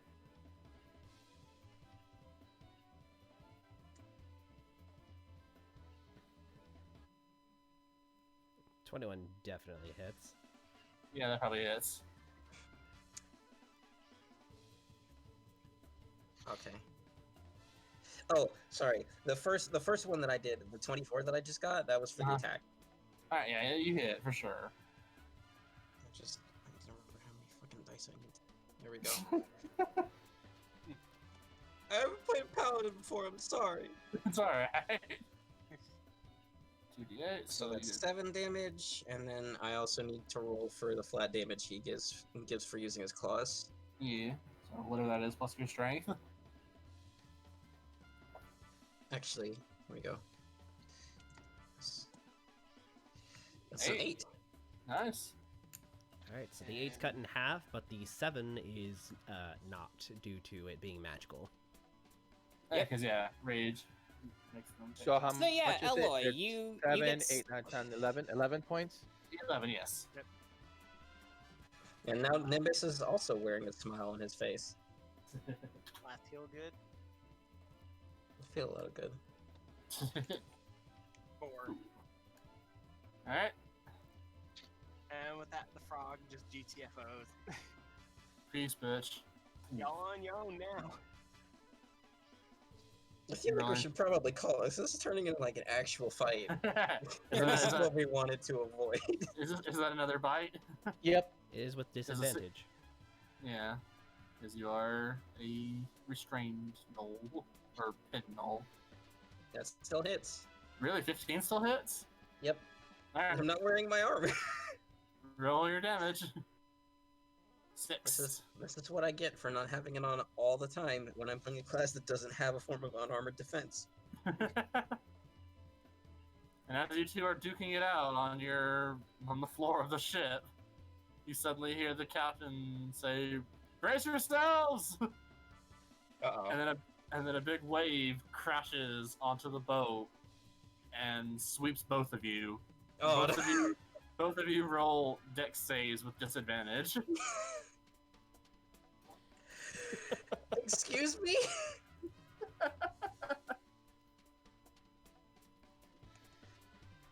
Me. Me. My no friend is seasick, so I want to fight him so that he feels better. The DMs, we're gonna throw obstacles in this encounter that this has become. Oh, just wait till the ending. Good boy. Alright. I don't know what you could With possibly be disadvantage implying by or- that. With disadvantage. Disadvantage, so you have to roll again, Meister. Oh. You want me to get even worse than a 5? Yes. It's possible. Yes. Oh no. Alright, so 5 for you. Roll again. 15 for you. Alright. I'd say Nimbus gets swept by the waves and crashes into like the side of the boats, like towards like the entrance to the lower deck. It's just like he's just like screaming and cursing, trying to flail against the waves. Pretty much. Eloy feels the seawater just splash all over him. It smells salty. I'm gonna ask you to do one final round for each of you to wrap this up. So it is your turn, Eloy. He's gonna. I guess he'll try and grapple too, just because Alright. he doesn't know what the hell is happening. Alright. With the grapple. Alright, so just roll an athletics check and roll 2 of them because you're still raging, so you have advantage. Athletics, that's a +7. That's a good one, and roll another one just to see if it gets any higher. Oh, sorry. Alright. +_7. Alright, so 22. Alright, and roll an oppose, grapple, Nimbus. 13. No, 20. 20. So yeah, he grapples you. What's your final action?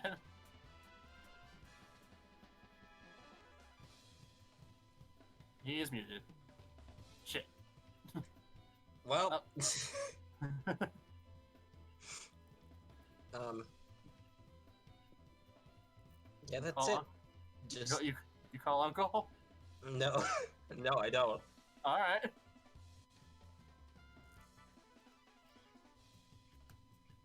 What are you gonna do? What you gonna do, Eloy? No, what are you gonna do? He grappled Oh. you. Oh, okay. I'm gonna try to flip it on him with another Alright. athletics. Alright. Roll another athletics. This is not what I was expecting to happen at all. Alright, 23, and roll an oppose, and you have advantage because you're raging. Pose. Yeah, so like roll 2 athletics again. Oh. You're opposing his grapple. So right now, Nimbus is trying to flip it on Eloy. Alright, roll another one. Oh, you're That's a mad. 23. It matches. So, does Alright. aggressor win? I'd say yeah.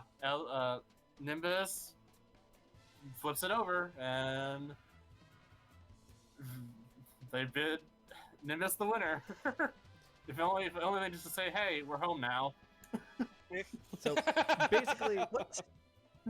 they're basically Didn't- rolling on top of each other this entire time, essentially. Pretty much. So they're yeah. done. Didn't it they're take us like 3 days to get Okay, this to settle? so- What the fuck? So if they're done, Eloy's just gonna vomit all over. Why? Nimbus. Why? Because he wanted to wrestle him when he's seasick at the fucking ship. So this is what he's gonna get. Why do This you is do why I this said to it's the a bad flesh? idea, but he's gonna hurl. Roll. Have I- Roll. I don't know what to roll here. Roll projectile vomit. It'd be like Roll, a dex roll, save. roll a keeping, con keeping the save. DM on his toes. Roll a con save, both of you. Why have you done this to me, Tush? Have I wronged you? Is this That's an due 8. recompense for something I have done? That's an 8. He's extremely seasick by now. Yeah. Tumbling around. 11. All right. Well, that obviously did not work. Nimbus, you have been vomited upon. You think you see a rat rib cage in it. You Oh, do. no. Let me clear it up. You do. Alright. Nimbus stops moving. Just stops. He just stops moving. Tronlin's not even Like, there. So he can't even clean him up. No, He releases his grip on Eloy, and he's just not moving. He's just staring up at the sky. How did it end up like this? How could this happen? Why are we Happened still to here? me. I bet Nimbus is not gonna be like trying to think of any bright ideas like this anymore. He's gonna be like, maybe we should just save it for inland. Why are we still here? Just to Just to suffer. suffer. Suffer. Yeah. Uh, At this point, Alright, go Charlie's like walking out from below decks, like, what the fuck are you doing? Just prestos He the just- vomit out. He just looks up. He We're just looks doing up a at the. fight thing. He just looks up at the sky. My lady, please take me back to Peron. Aloy's gonna rush to the side of the ship so he can continue throwing up. In that case, I'm gonna give the reins back to John. Have fun, John. So yeah, we are now officially on the next session now. Because this is all wrap up from the last ones, technically. Yeah. Good grief. I'm Sorry, sorry. that took a lot longer than I thought, but hey! You we guys don't had a do- lot of fun there, I can tell. We did. Even though I got vomited on, I did. Just, I want to see that illustrated now. Just like, haha, I win! Blech! Why? Why me? What have I done to deserve this? Okay, so Alright. you eventually, after what felt like a 3-day-long spar, before you got vomited on, you were almost this close to saying, "Was it good for you too?" Oh god. No. And clearly, the vomit says otherwise. Good grief. But thanks to the presto, you guys are clean again. But the stench in your mind still remains. Oh god. But eventually, you finally return to Academy Island, and you take the about an hour-long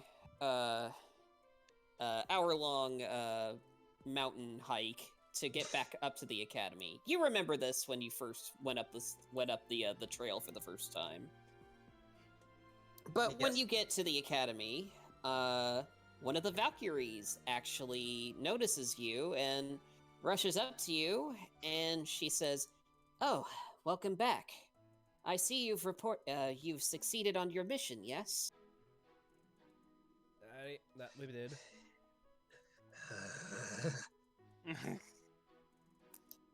Well, unfortunately, classes have ended today by the time you came back home. However, and she points over to Hamid, as you are aware, as you are the leader of this mission, so to speak, you will be the one giving the mission report. So, go ahead and please report to Mr. Ellis Argos, please. He will be the one you will be giving your report to. Don't forget to mention the callous abandon for your teammates' safety and health. Yes, I will be happy to let them know that somebody made everybody invisible and compromised our aim. And with that, he heads off. Says a fresh Yeah, but you still kept going though, man. I don't give a fuck. I'm not listening. All right, What else so is new? Sorry. So, because you came back, at a time when classes have ended. By this point, the tutors are probably got their hands full, so unfortunately for today, you won't be doing any of the tutoring.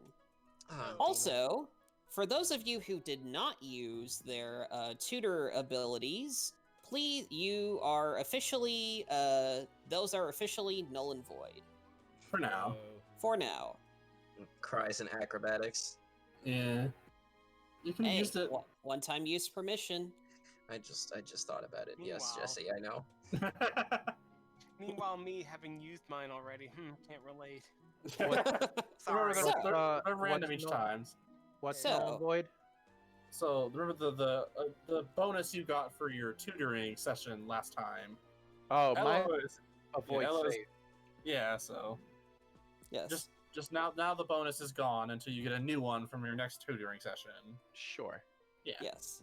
So remember, almost all of these, 99.9% of them are one-time uses. So if you find a use to use them, use them. I mean, I didn't get really In hit the- that much, so I didn't get a Yeah. chance to use mine. I mean, Well, you still had it. and they're I random. So- forgot so about mine, so it's Because alright. because you came back home at a time where you can't really like catch up with any of the tutors or participate in class, you're kind of in a lull right now. So what we're gonna do is we're gonna do an RP initiative order. Again. So everybody go ahead, yeah, again. So everybody go ahead and roll an initiative, and we got some things written for you guys. what's initiative? A +4 to the D20? Normally it should be a regular D20 because this isn't actually combat. But Okay. go ahead and just everybody use your initiative modifiers because why not? Alright, hurts. 15, 12, 6, and 15. Alright. Alright, Graham will roll like a d20 to see who wins that one. 'Cause yeah. You both have the exact same dex mod. 13 and 14, Ooh. so it's going to be Will first. Will, Traylon, or it's going to be Crudez, Traylon, Eloy, and Nimbus. So, let me get the music for this. Alright. I've had worse than that one. Alright. So, Crudez, you are going first, and for the purposes of this, I'm gonna... Hold on one second, gotta read something. Mm-hmm.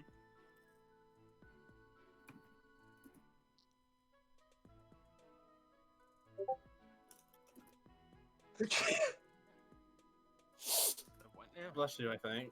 Excuse me. It was a sneeze.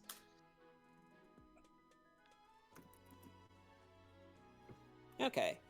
Alright, so go ahead and Justy and get the song ready. Alright. For Crudez's one, right? Yes, because Crudez is going first. Where is the note? The notes. The lovely notes of notey note notes. Excuse me. I had a hiccup. What? E.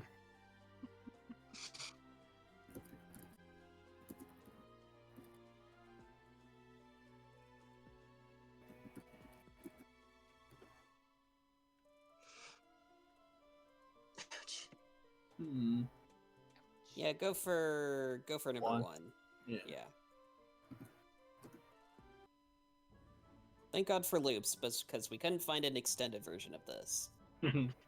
So, Crudez, where are you going? Because Your free there's time. no tutoring or classes right now, so you're just left to your own devices, so to speak. I'm gonna find Sarai. Or at All least try right. to. Well, I'm going to say I'll just you're. find out if she's busy right now first. Yeah. 'cause I'm going to say Like- you are trying to search for her around in the general courtyard because this would have been just as classes end, and everybody is sort of just scattered. And predictively speaking, it's really hard to find a very very scared and cautious goblin one that is so important as her, as she's one of the house leaders. So, suffice to say, that isn't exactly a success. But you do hear something. Mm-hmm. You hear a female voice that is very familiar to you guys, actually. Mm-hmm. You see a lone, red kobold standing on top of, like, one of the park benches. It's Task. Sorry, who? Don't worry about It's another D&D group. But, pretty much, you instantly recognize this person as Dougie. She seems to be giving what you can guess is a sermon? I want to remind us who Dougie is for like the audience too. Oh, yes, so... Also, Crudez has never met Dougie, so... Well, Yeah. but you have all seen her in the classroom. Oh, okay. Well, You all sort of introduced yourselves to each other on the first day of school in the classroom. right. Well, okay, So- let me rephrase that. He has not interacted with her yet. Right. Come on, sorry. But anyway, Dougie is a cleric. A very cheerful, optimistic cleric, actually. To the point where she kind of seems a little unaware of literally everything around her. And it rings true here, because she's giving this sermon. She's going on about the holy duality of Bahamut and Tiamat, and the union of the metallic and the chromatic alike. And nobody's paying attention to her at all. And the people that are paying attention to her are just giving her a look. Roll an insight real quick. Alright. That sounds about right, sadly. Oh. Insight. That is not what I copied. Fuck. 20 plus... Hey, it's just like my perception. A healthy +4. 13. Alright, well, you only needed to beat a 5 for this. Oh, duh. Sorry. Oh, what? he rolled it because he thought he was with him, but No. But yeah, go. Did you roll well? Yeah, you were just about to Okay, address that. okay. Meister's roll screwed me up. I lost track. Okay, 13. Well, like I said, you only needed to beat a 5 for this. Yeah. Based on what she's doing, you can only guess it's one of two things. Either she genuinely just has no idea people are not paying attention, or she understands, but she doesn't seem to be discouraged at all. And when she, and eventually, she looks over to you, and she stops what she's doing to immediately wave over to you. Crudez just waves back like, hey, how are ya? I've seen you before. Where have you been? Have you been on a mission? Oh yeah, we just got back from. Yeah, that's it. Had to take care of some rats. Oh well, are you okay? I can give you assistance if you need. No, I'm okay. So what's this thing going on about? I kind of just got here, so I haven't really heard much yet. You mean what I'm doing? Yeah, sure. Oh, I'm giving a sermon about the union of metallic and chromatic and the holy duality of Bahamut and Tiamat. It's nothing special. It's the bare minimum. I figure, you know, only us from Drac know about the holy duality, and what better way to spread the word than, well, here. And she sort of like spreads her arms out, you know, emphasizing this whole giant courtyard. Yeah.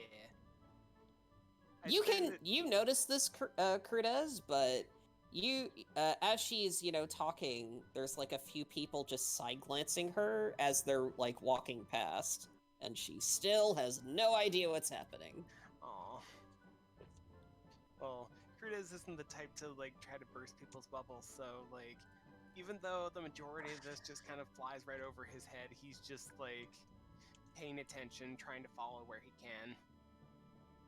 So you are going to listen. I mean, he doesn't really have much else to do. He's got no luck finding prey as of yet.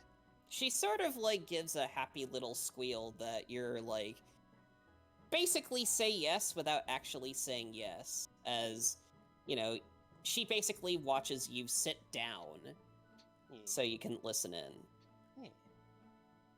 He just before she continues, he just kind of comments on like, just so you know, I'm kind of rusty on all this, so I'm sorry if I kind of seem a little like I'm not getting it, but I'm listening. Oh no, it's okay. It's okay. Eventually everyone will understand. I mean, everyone is a spawn of dragons. And as such, everybody has a little bit of dragon in them. Whoa. I hadn't thought about that.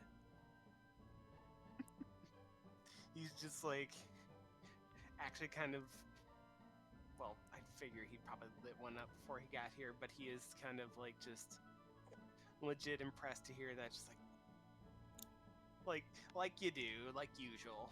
Yes, it's true. Everybody is a spawn of dragons, and so everyone has a little bit of dragon in them. And we, as kobolds, are the backbone of dragon society. We're the most valuable members of the species and the religion, and it is our moral obligation to serve everybody, dragonborn or otherwise. Sorry, was just looking in chat. No, God damn it. I'm distracted now. But, What is being posted? lot of Lenny faces, and yeah, pretty much what Nemo's saying in chat. Just like you have some dragon in you, which I like. Would you like some? Okay, I need to refocus here. What was like the? Oh, okay. I know what I was gonna say. God damn it, Tush, stop! It's hilarious, but stop for like just a sec. So, I'm just gonna try to get this out of my system so I don't start coughing in the middle of the delivery of this. In fact, I'm just gonna remove chat. Okay. Yeah. Cause it's just like listening to this and it's like, wow, you guys must really have like a lot on your shoulders if like you guys Sometimes, got, like... but it is our sworn duty. How do you think dragons manage their dens? The same thing that goes with the rest of society in Drac. You know, I hadn't thought about that. But just so long as you guys aren't like working yourselves too hard, cause... Oh no! It is our pleasure and our duty to do so. He just kind of nods, just like he knows he's not gonna be able to like sway her in this whole like, oh yeah, you should like relax a little bit. It must be tough, blah blah blah. He's just gonna like keep nodding and just like, all right, if you say so.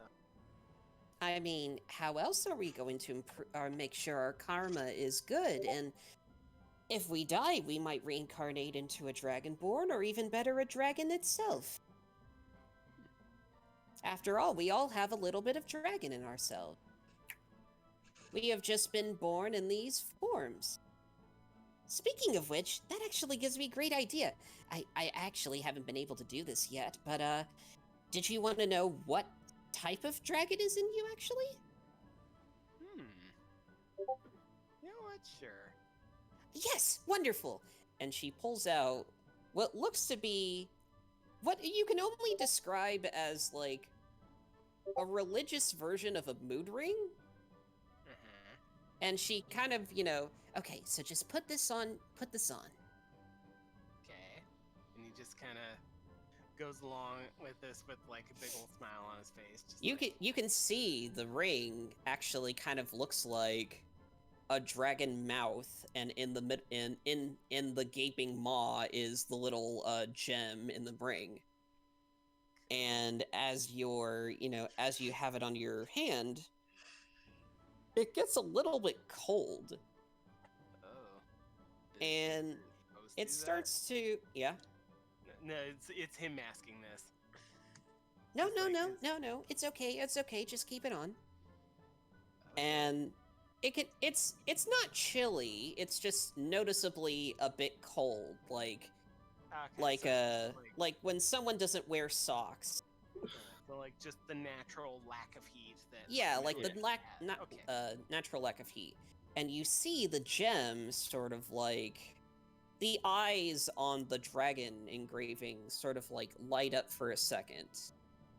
And the gem turns silver. Oh, I see. Yes, yes. Ah, yes. In a past life, you have the essence of a silver dragon within you. Cool.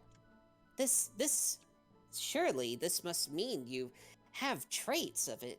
You must be friendly, cheerful, well, benevolent is what you would describe them as, but, well, we're just normal people. Now, granted, it's not 100% accurate, of course, but it's more than 0% accurate. No. I think you hit it pretty spot on. Honestly. Yeah, that does seem pretty accurate. Don't sell yourself short. Well, if you want to be acclimated into Dragon society, you just let us know. It's an honor for us to awaken the dragon within people and make them basically dragonborns in spirit. In fact, there is a few students from our house, from Drac, that are such people. Join us, Crudes. God damn it. Her zealotry is coming out a little bit. Yeah, well, I mean, like, I figured that Crudez is thinking that, like, she doesn't, like, get very many people that actually, like, pay attention to her, so, like, he's in a good mood. He wants to, like, he wants to be a good little druid. Alright, And I'll just, like, say... respect someone else's culture for once. Yeah, I'll say that she kind of forgets the sermon because you two are having, a friendly conversation. And that's where we're going to end it off for your side. Okay. And who's next? Traylon. I believe Next it's one? Traylon. Yep. Yes. All right. Okay. Your turn, Jesse. Oh, And Alright. let me get the music real quick. okay. Let me find the notes. Yeah, because we split most of these up, but since I did most of the Yeah, Jesse was supposed to do this one. but we did most of the wrap up, so yeah. Where is his? There it is. All right. And FS. Oh, crud. What? I thought of a multitude of different things I want to do. Aw. Too bad, you're on a rail right now. Alright, so what does Traylon want to do with his free time, or at least attempt to do with his free time? Well, considering that most of the shit is either occupied or busy, Traylon would more than likely want to see what... I mean, he's probably been there before at this point, but he really wants to, like, the crafting area of this school. I feel like I haven't gotten a chance to really get his hands dirty in there, so to speak. Go to the workshop, Yeah, essentially. I get you. I mean, you've had classes all day, and then you immediately went on a mission. You haven't had a chance to really explore. Also, Alright, absent-mindedly, the first chance he sees, like, if he's alone in a hallway, I'm gonna see. I want to see if he, just to be a shit, because he remembers his last tutor, Sharaf, was it? Yep, sure off. Just offhandedly, he's gonna presto a sign or a symbol that says Sharaf versus Gertrude 0 to 1.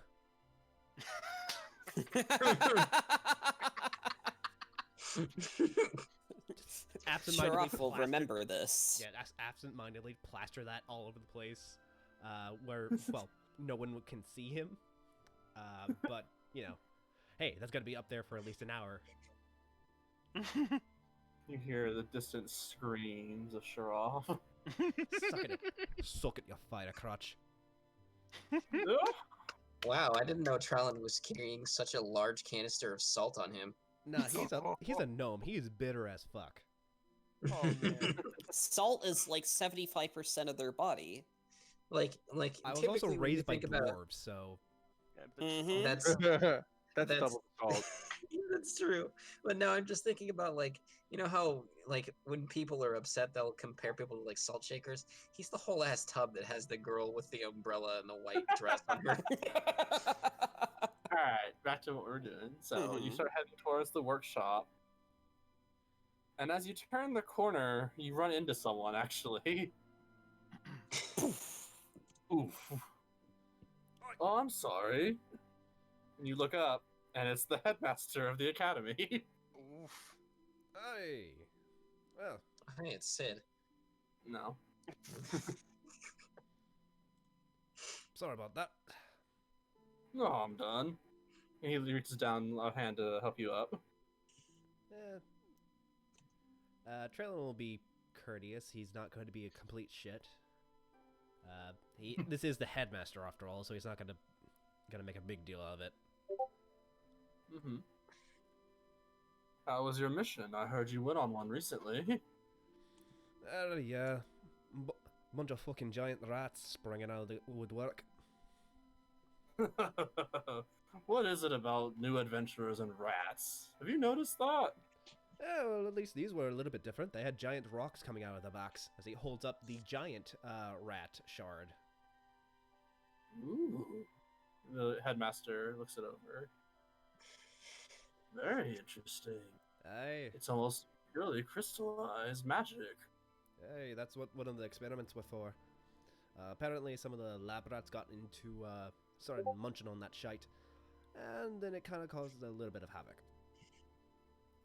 I can tell. Where are you off to this evening? You know, see, I've only gotten a little bit of time here in the school. After one day, I went right off of a mission, so I haven't got a chance to really see the workshop. Ah, yes. That'd be wonderful. About time I got my hands dirty here. Would you mind if I accompany you? Don't mind at all. I don't think I've really had a chance to look at it since the construction.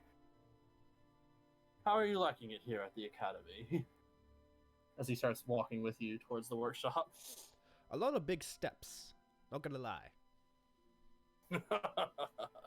Yes, yes. I suppose it was made with a bit more grandeur than necessary, but it is a symbol. After all. As he looks up towards the sky. Hey, not gonna lie, this place is a masterpiece. Just from the architecture alone. Took a lot to get this ball rolling.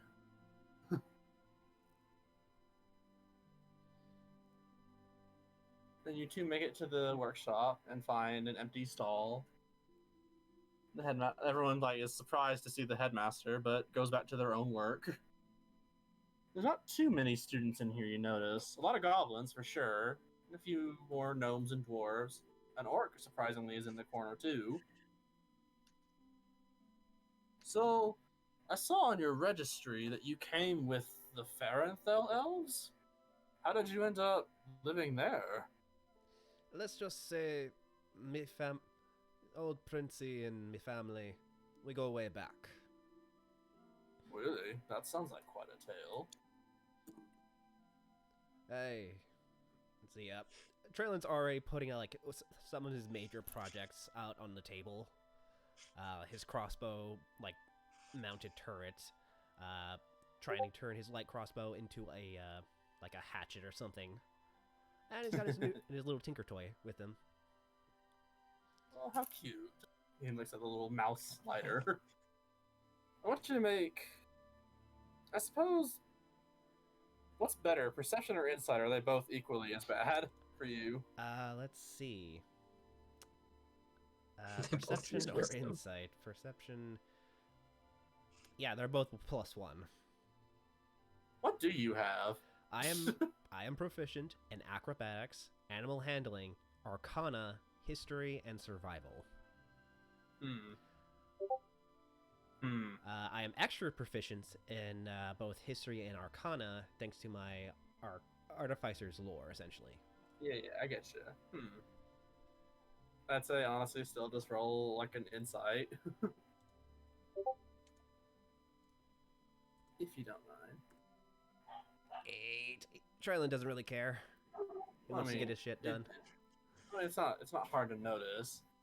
But the headmaster is a dwarf. Obviously, you know this because you've seen dwarves your entire life. Yeah. But he's not.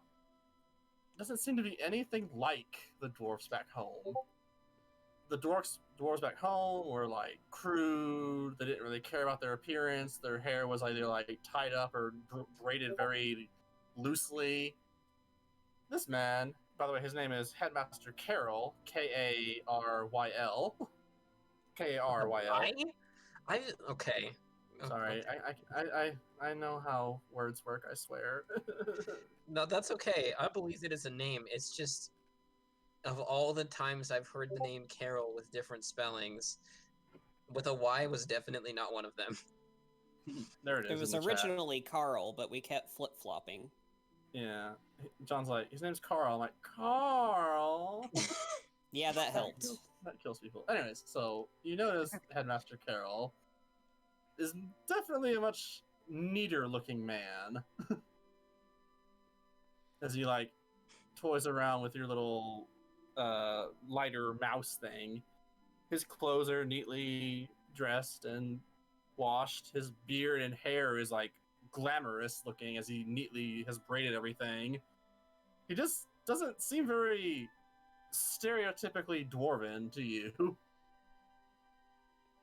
Hope you don't mind me being a little bit too forward about this, but you don't really strike me as a common yourself. I actually As grew what up. yourself? He said, "Common yourself." I actually grew up around dwarves, so I guess I have a little bit of a familiarity. He says as he says as he's already working on his crossbow. I've been told as much my entire life, but nothing I haven't heard before. I'm actually from Cicello and studied in magic there. I'm afraid I haven't really held a pickaxe in my entire life. Well, so does a lot. So does most of the dwarves I met up where I'm from. Except they were more interested in getting their own, more mechanical, so to speak. And where is this again? You never actually said. You don't have to remember the town name. You just say it's like for Radiar. I would like to roll intelligence for Traylon to know if dropping the fact that I am from Radiara and not from Farenthel would be pretty bad if I mean, I'm pretty sure I already told everyone in class. Yeah. But I really want to make sure that I'm not dropping the ball here. Yeah. All right. Well, it's a real intelligence then. Yeah. Now, that's 20. Natural 20. He does not care at all.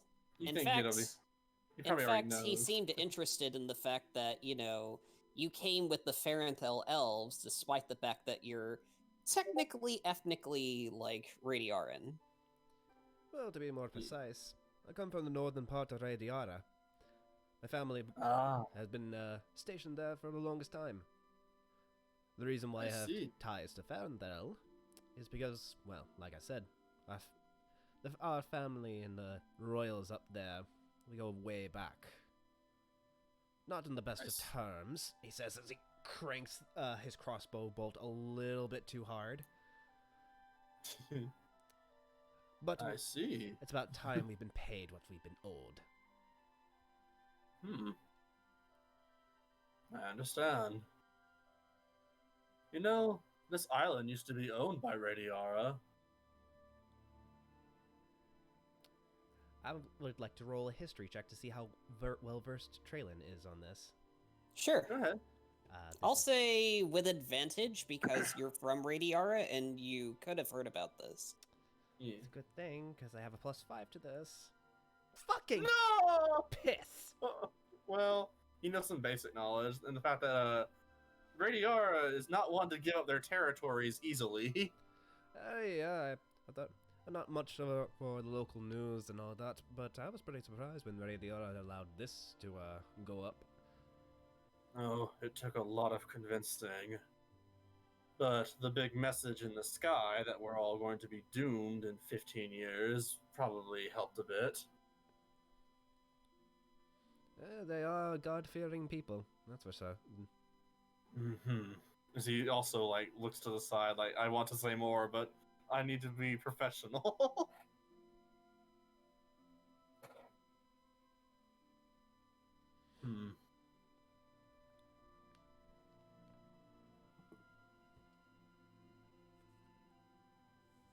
But I suppose at least it's going for something good rather than just being another outpost. Amen to that, he says as he lifts up a wrench. Do you mind if I watch? Oh, help yourself. Can't really say it'll be all that interesting. Most people don't really find my work all that quite tantalizing. But it is something that you are making with passion. That's all that really matters. Yeah, I suppose that's true. He says as he's trying to figure out how to apply a basically an oil-tipped arrow. Alright.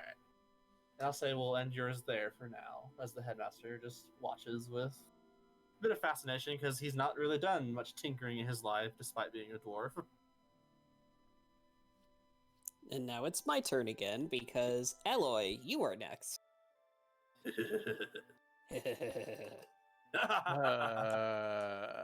Okay.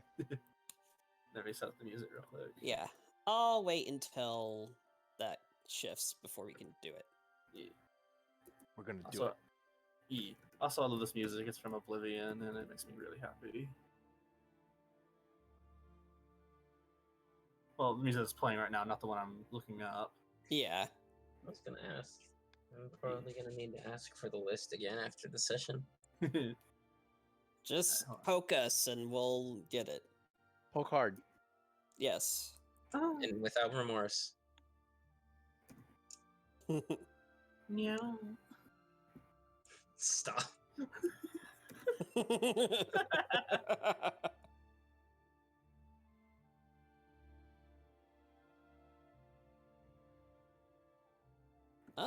Oh, right, yeah, okay.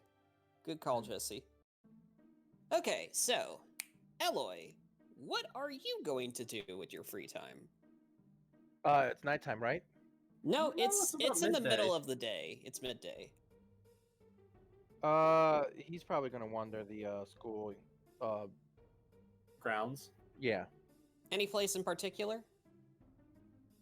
No, he still is trying to get a good understanding of the entire school ground, and I'm pretty sure it's gonna take some time. So he's just gonna explore.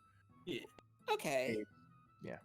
I'm going to say that I'm gonna say roll me a straight intelligence check. Oh, that's a 0. Okay, 9. 9.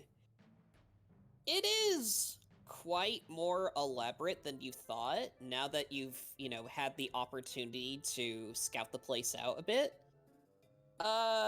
Suffice to say, it's going to take more than one attempt to fully acclimate yourself to the layout of the academy. Oh, yeah, he figured. But it isn't bad looking at all. It seems very pristine and professional, and the roads and streets are booming with mostly students. A complete far cry from what you've grown up with.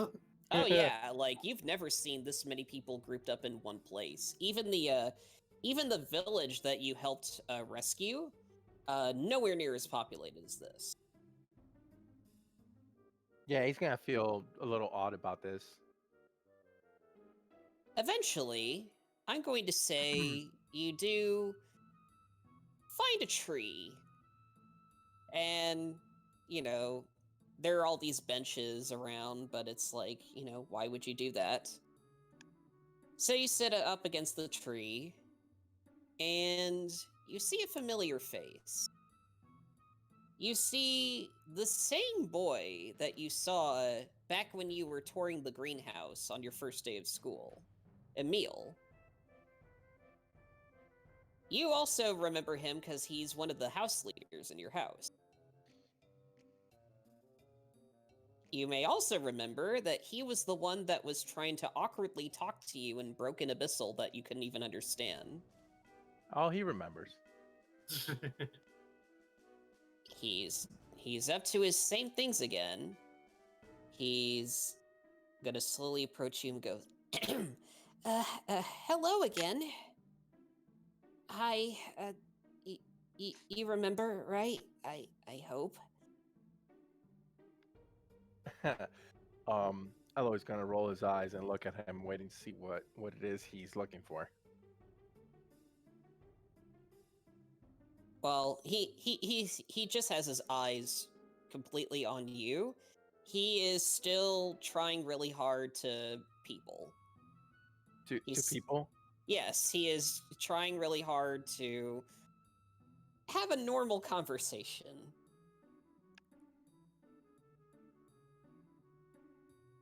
Eloy's gonna perch on the tree and cross his arms on a branch, just like he's paying attention. Well, how was your mission? You were on a mission, right? He's gonna pick his teeth with his claws and take probably what could have been leftover from all the rats he ate, and he's gonna go.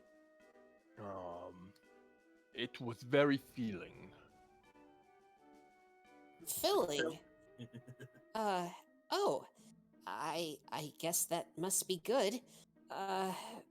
My mission, well, it was okay too. It wasn't a disaster, but it could have been better. I had a dwarf on my team, and he almost kind of drowned on the boat ride over. Eloy's gonna hear boat, and he's going to just stick his tongue out, like he's said something disgusting. He's just getting the bad feeling and the whole motion of the boat, and it's just gonna give him a very disgruntled look, and he's gonna say, "I hate boats." Oh, you do? Why? At this point, he's just gonna jump down and land right in front of him with a giant, heavy thud. Oh, wow. He's gonna go, it's cause they make my stomach feel bad. Oh, you mean seasickness? Oh, right. I understand. That's how that dwarf actually fell over. He was trying to puke, and he leaned in too much. Hey, well, I think there's something in your fur. And he reaches out his hand to grab it for a second. Eloy's gonna growl while he's reaching, but he's not gonna react. He's just gonna growl. As you growl at him, your vision flashes for a second. And where you see Aloy trying to reach at your fur, Emil. Emil. Emil, where you would have seen Emil, your vision flashes and it changes into another gnoll.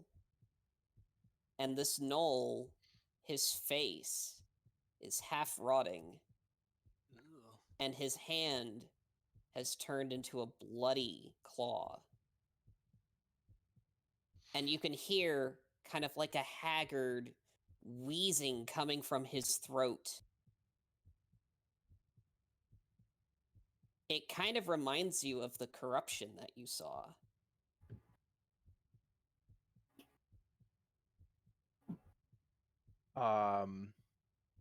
Eloy's eyes are gonna dilate as his fur stands on end as Emil goes to reach for his fur, but Eloy obviously does not see that. Nope. So his growling is going to intensify the closer he gets. The hand is not moving. To any other no, obviously it'll be a very big warning, but obviously to Emil is he probably doesn't get it yet. That hand is still moving.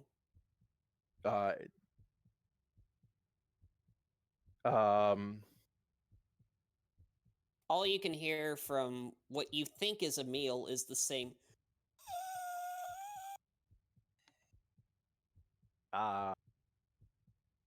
Before Emil can touch him, he's definitely going to try and bite out of panic. And this is like a mean bite, not a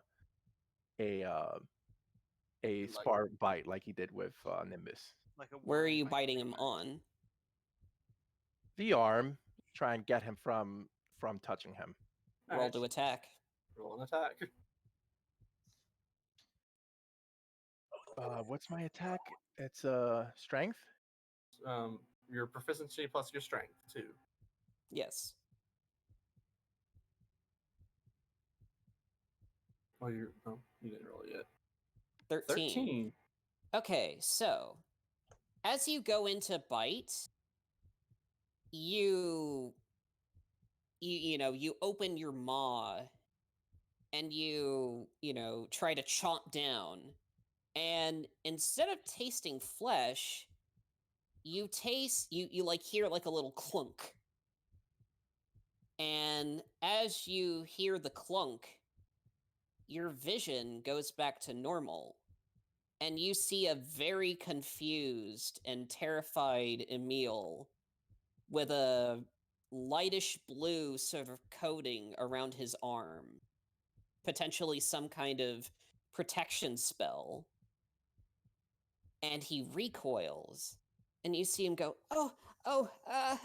I'm sorry. I promise I won't do it again. I'll leave you alone now. And he sort of backs off, like, slowly, and then sort of runs off.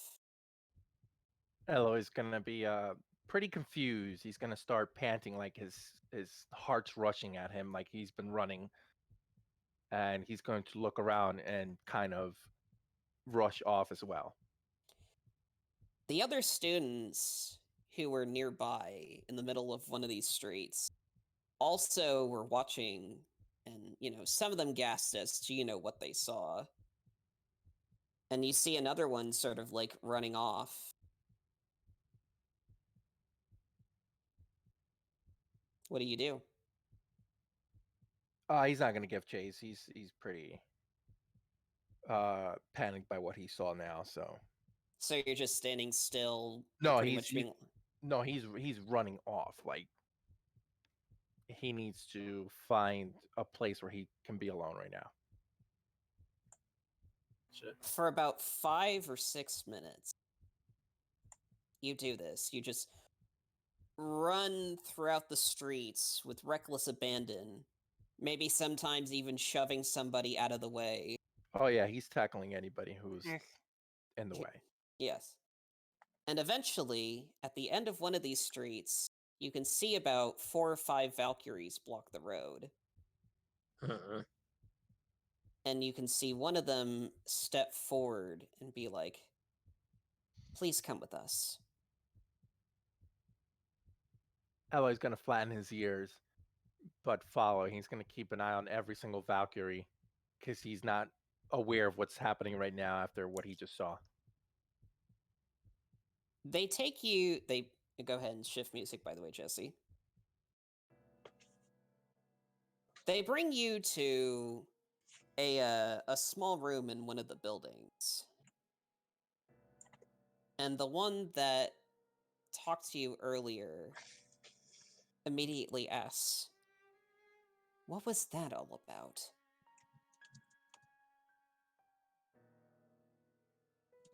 Eloy's still gonna look a little freaked out, and he's not gonna respond. He's gonna avoid eye contact. You almost bit one of the house leaders in front of people. What happened? The more she presses, the more he starts growling and avoiding us. He still won't make eye contact, but he's going to growl the more she presses on. She, I'm assuming she's a she, right? Yeah. Yeah. Yeah, they're all women. Yeah. So he's just gonna growl.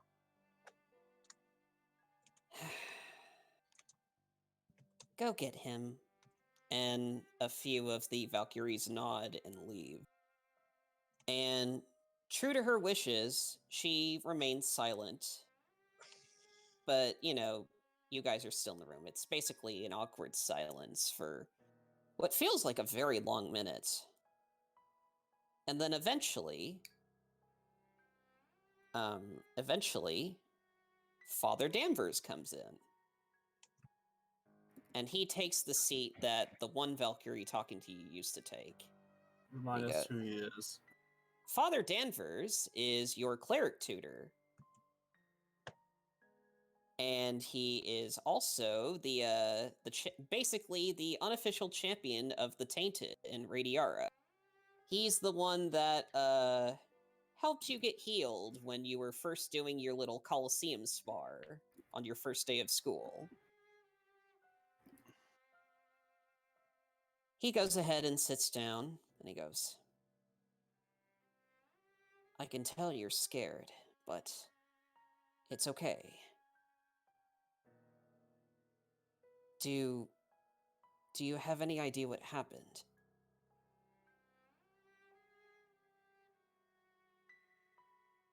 Eloy's just gonna look more profusely agitated at what's going on. So this is something he's not familiar with. This whole interrogation thing. So for all he knows, he's gonna get ganged up on. So he feels like like a wild animal cornered. So his first standing up, he's just listening and watching everybody intently. Roll an insight check. Sure. Insight. What the hell is that? Oh, oh, that's a great +1. That's a 5. As far as you know, definitely foreign territory to you, and so you don't see much of a difference. However, Danvers nods to the rest of the Valkyries. They nod, and they leave the room, and it's just you and him. Once they all leave the room, he's gonna start pacing from wall to wall. It's settle down, child. Just sit down. Just take a deep breath. Please.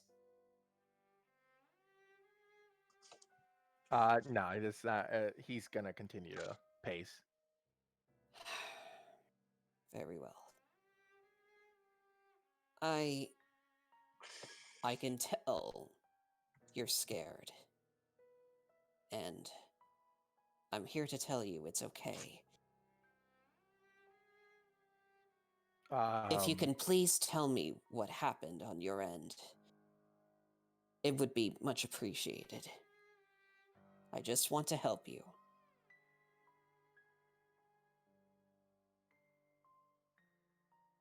Eloy's going to stop pacing. He's gonna think back of what just happened. He's gonna try and shrug it off, and he's gonna try and change his demeanor. I don't know if he could tell or not that he's faking it, but he's gonna try and change his demeanor and just scoff and go, "I don't like humans touching me." Roll a deception. I was just about to Ah. say. Because you are lying to him. How's that charisma, Eloy? It's a 12. 12. Okay. Let me go ahead and roll.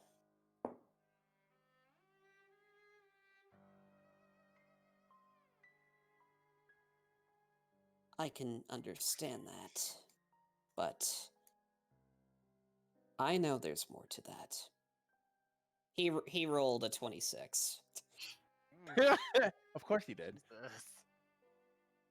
Listen, Yeah, it's if powerful. anything happened to you that made you act out this way, let me know.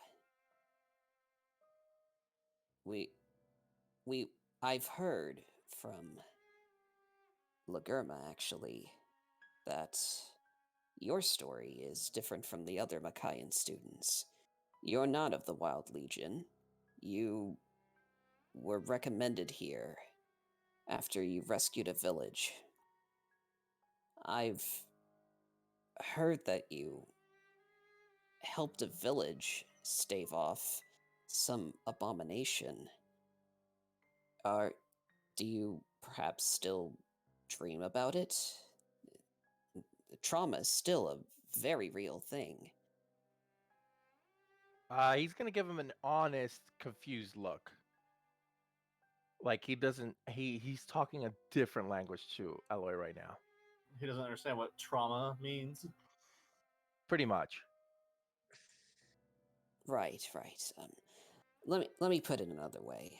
Have you ever had something bad happen to you that every now and then you would remember it?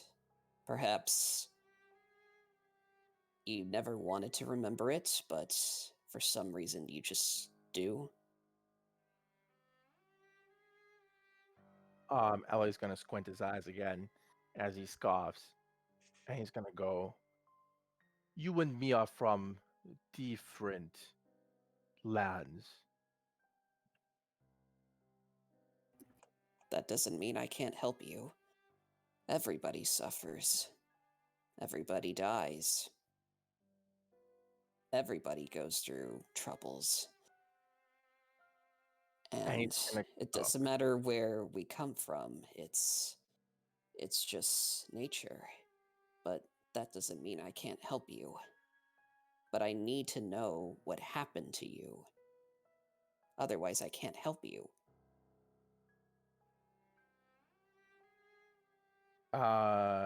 He's going to get agitated at this point. He's just gonna go, "You know what happened? He put," and he's gonna look at his own fingers, and he's gonna go,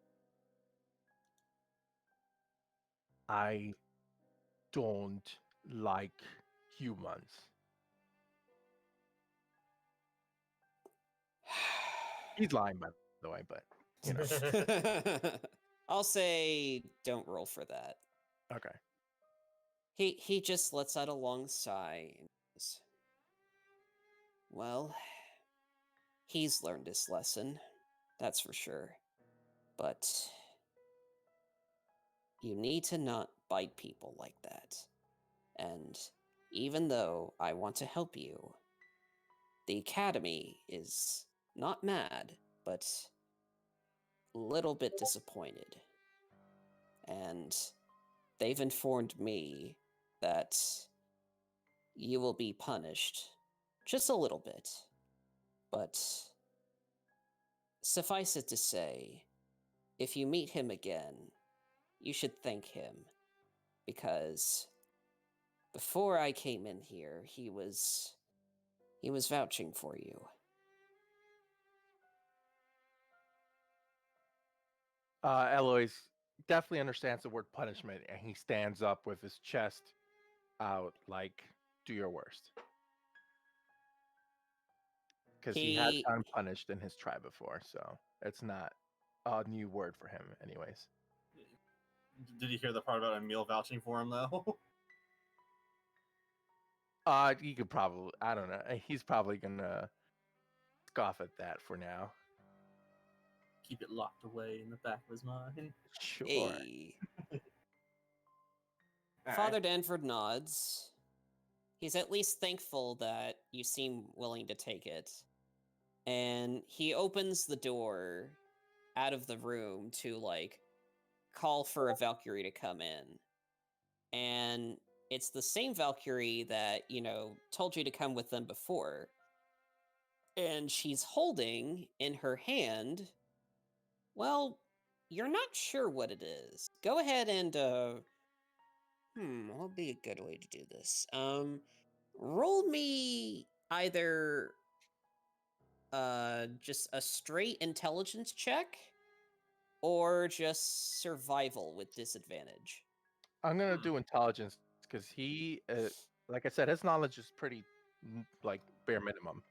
Okay. And I have a 0 for that, so I might as well do that. Okay, 12. 12. You're not sure what this is, but from what you see, this seems to be some kind of... It's strange. It's like... It's a collection of wires. Like Leather. and with a bit of a leather coating over it. And the Valkyrie approaches you and goes, "All right, stick out your snout." Yeah. So right off the bat, right off the hand, he's going to give a very standoffish presence, like he's not gonna take this easily, whatever it is they have on their hand. Right as you're doing that, she just flat out's like, just shoves it in your mouth, and Around his mouth. around his mouth. And it's strange. It kind of makes you unable to... You can still talk just fine, but you don't seem to be able to, like, open your mouth all the way. He's going to thrash. Let's test this Valkyrie out. roll an athletics. Athletics. 26. Ooh. All right.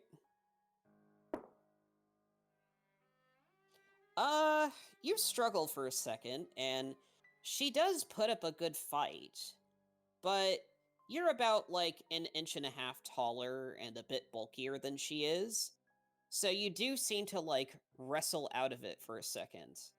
But just as you do, you feel your whole body start to freeze up.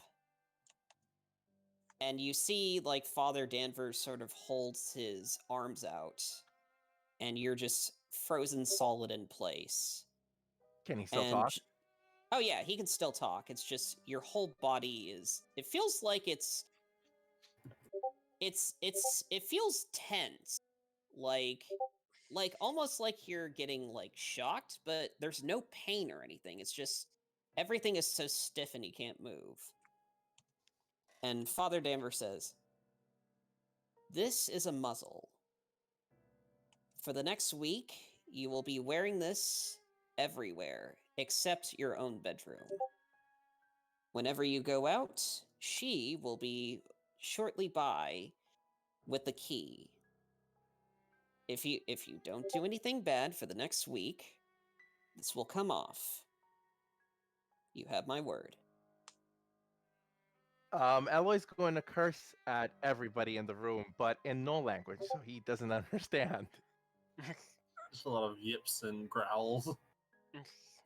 No, there's muttering in words that he just can't understand. I have a video for that later. Oh boy. But suffice it to say, you finally got your muzzle. Click. Once they're done and they leave him go, he'll probably just go out the window and make a run for it. And for the entire night, he's probably gonna try and see how he can pull it off. Obviously, he can't, but it won't stop him from trying. Exactly. Yeah. So how about we have a massive tone shift, everyone? Yeah. Yeah. Because Nimbus, you're up. You're the last one up. Meanwhile, feels so Nimbus is just having dirty. a good old time, and then there comes Aloy just going, window! Out through a window. We were just talking about like this last night. It's like, man, if Aloy doesn't go last, this is gonna be one hell of a tone shift. And this Window exact to the scenario wall. coming up is what we were joking about. Hold on, I gotta set the music up. I feel like everybody who's watching this is just listening to all of this is just about to get the rug swept out from under their feet. Emotional whiplash music. Yay! Alright, ready? Yeah.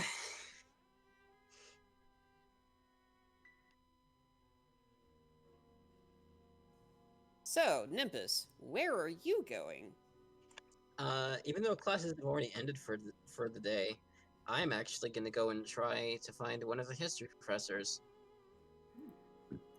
Okay, so as I said with the others, you sort of are kind of a little bit lost in the hustle and bustle as the classes have just ended, and the tutors are probably getting swarmed by now. What do you mean? What school do you go to where people are swarming their professor? I mean, The one where you fail if you don't go to one. One every day. pretty much, I mean, I hung with my professor after class. because you're a good boy. That's- Sure, yeah, we could say that. I totally didn't buy him drinks. Wow. Alright. Alright, so, what general area are you trying to look through? Just wherever they hold general education. And so I'm not sure I know a lot about what teachers would, you know, where teachers would be during their downtime and where they're working on lessons. But I want to try and find someone who either knows a lot about social studies or history. Roll a perception. Oh boy.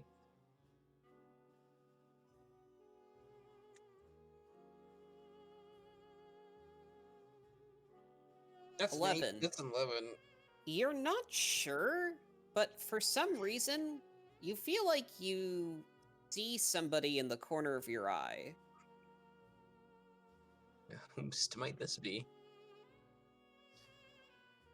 Whenever you turn, there's nobody there.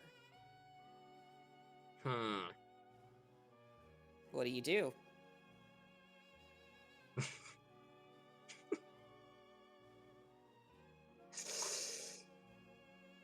He's gonna I don't actually know. Crud. You wanna just keep going? Yeah. Yeah, I'll say he'll keep walking and then pretend that he's oblivious, but he's going to be listening. He's Well- going to be listening for someone moving. Okay. So you're still looking for teachers, basically. Yes. I'm going to say eventually you do find, one of the minor professors that could help you with something academic, such as, like history. Almost burped there. Something like history or social studies related. Oh, perfect. And you have about like a 20 or 30 minute, talk. Right as you're done, roll another perception.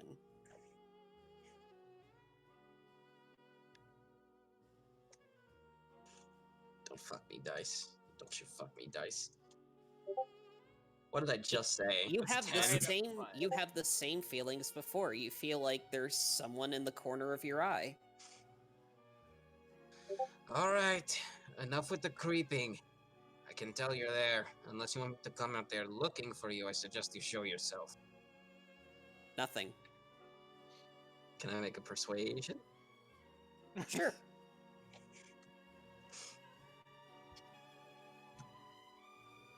21. No response. Alright, but there are more fun things to do here than stalk people. Just saying. What do you do next? I actually kind of want to, after I talk a little bit to them, I want to, speak to a couple of the people that are responsible for keeping the grounds. So you're just talking with like a few of the groundskeepers? Yes. So the groundskeepers, which are actually like a couple of tabaxis, actually. Interesting. What are you talking with them about? I want to ask them if I can make use of the beach, or like either the beach or a big room, like what would be considered an auditorium or something.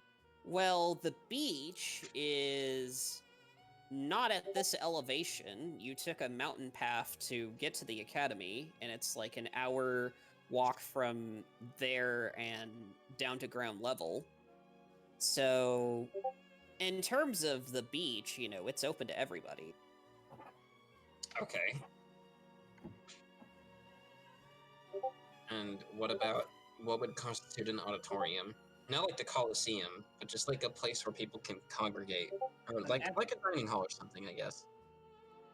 Well, there is an amphitheater, not like the classrooms that you participate in, which are designed in the way of an amphitheater, but an actual amphitheater ran in part by the bard tutor, who is Lokiadilus.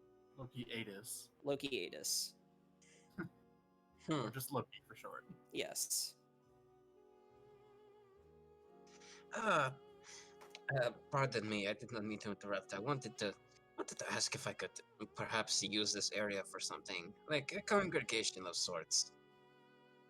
They sort of just shrug and they're like, yeah, as long as you don't, like, litter, then nothing wrong with that. He cups his chin and rubs underneath his nose and looks aside as soon as he says litter. He thinks to himself that might be a problem. As long as you clean up after yourself, pretty much. Cat jokes.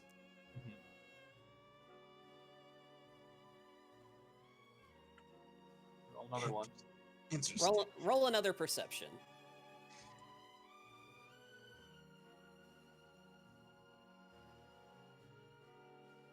That's, you know what? There we go. That's a 14. You get the exact same feeling. No. By this point, you've broken off, and about 30 feet away from them, you get the exact same feeling. No need to be shy. It's okay if you want to come out to confess your love for me. I will understand. Casanova over here. He's like, you can... We're using the porno music, we might as well. I'm kidding. I say that because it would be very sad if you were just following me for some scripted. What? You hear it from behind you. Now turn around and look. You see nothing. But then you also hear, hi. I'll look down. You see a goblin. You see a about to be middle-aged goblin. So sort of just looking up at you with a very over-dramatic, stern look at you. And he's just looking up at you. And he goes, "Don't shed on the grass." And he holds up a comb. And the comb has some white fur on it. Okay, first of all, rude. Second of all, I have you know if I was not just doing a mission in the name of the school, I would have been taking very good care of my fur. Yeah, Also, well, I caught you shedding. Also, could you not have just told me that instead of stalking me for like 2 hours? He doesn't reply. At first. He goes, I was looking for who was actually shedding. And I followed the trail back to you.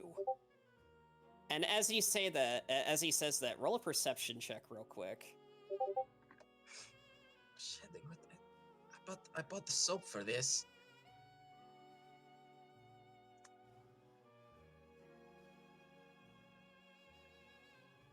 It's an 8. What the Well, fuck? you only needed to be a 5. Those 2 groundskeepers that you were seeing a while back, they're looking at this goblin with, like, the weirdest, fucking look. Like, you can tell that this goblin probably asked them, it's like, have you been shedding? No, of course I haven't been shedding. I take very good care of my fur. What kind of what do you take me for? I'm offended. Don't you lie to me. I'm not lying. I saw you. You. So let me get this straight. I was going about my business and you started following me for no reason, and then you just started to interact with me because you think I've been shedding. I'm not the only tabaxi here that has silver fur, Yes, I did follow you. And I made sure to ask every tabaxi I saw, but I know it was you. So, here. This guy is. And he just hands horribly you the comb. intense. Huh? This guy is horribly intense. You don't know the fucking half of it. He's pretty much just like, I know it was you, so here you go.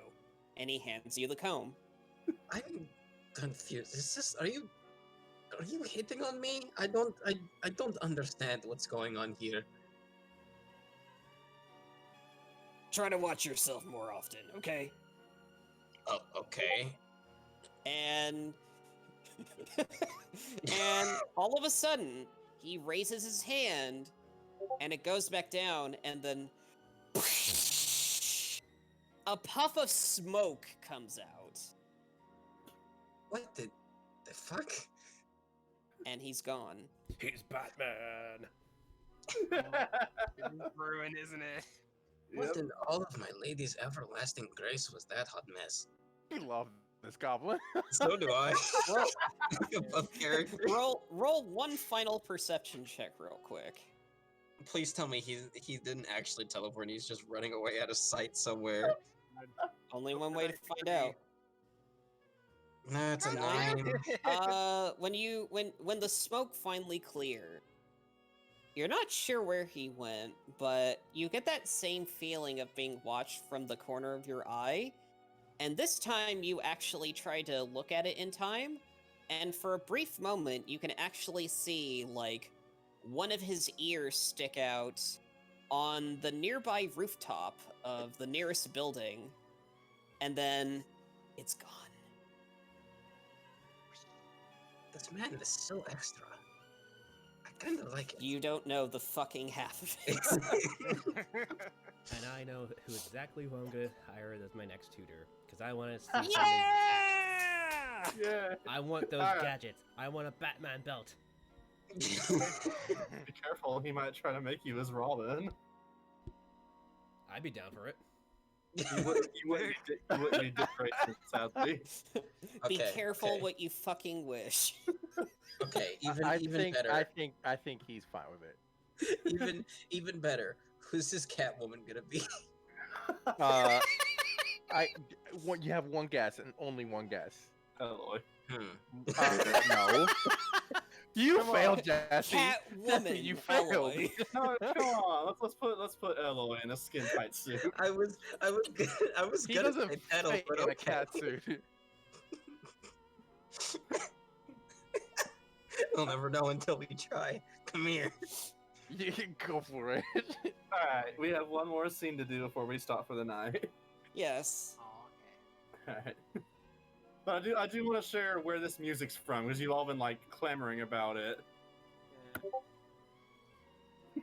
Oh my my god. It's been fun. so long. Mess. It's been so long. Why you gotta come in here and then get me stalked by Batman and then make me feel old?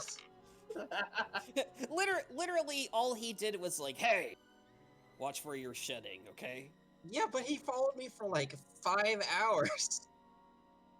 He's He's- very good at his job. He's very determined. For a few strands of hair.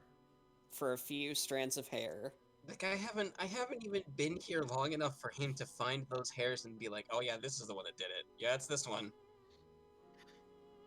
He just stalked you for like hours to make sure that, you know, seeing hair go off your tail to know this is the guy. Damn, been swishing it too much. Alright. Where's that last And one? and Okay. also, you now have a comb in your inventory. I Oh, have a Jesus. comb. Does it have a bad insignia on it? No. No. It's just a regular comb. Okay.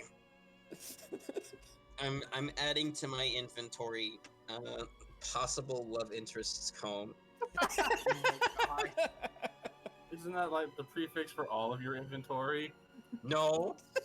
Maybe. Someone Which got one? called out. All right. See, Which see what I mean? I knew it was going to be a tone shift. There was no way it wasn't going to be, but I'm still happy with it. Alright. All right. Ready? Yes, I'm ready.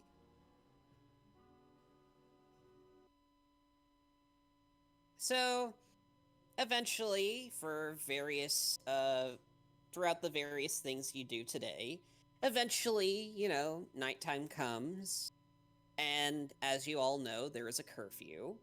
For So, all of you eventually start to reconvene to go back to your dorms. All of you actually notice when you meet. Sorry. All of you notice when you see Eloy, he has a muzzle. Trellin's gonna laugh at that. Aww. Nimbus is gonna elbow him. What? It's not funny. I mean, it kinda is. I'm treating him like a dog just because. Eh. Well, then you shouldn't Yeah, fucking like- bite people, yeah, now, like- should he? You know what? You're not wrong.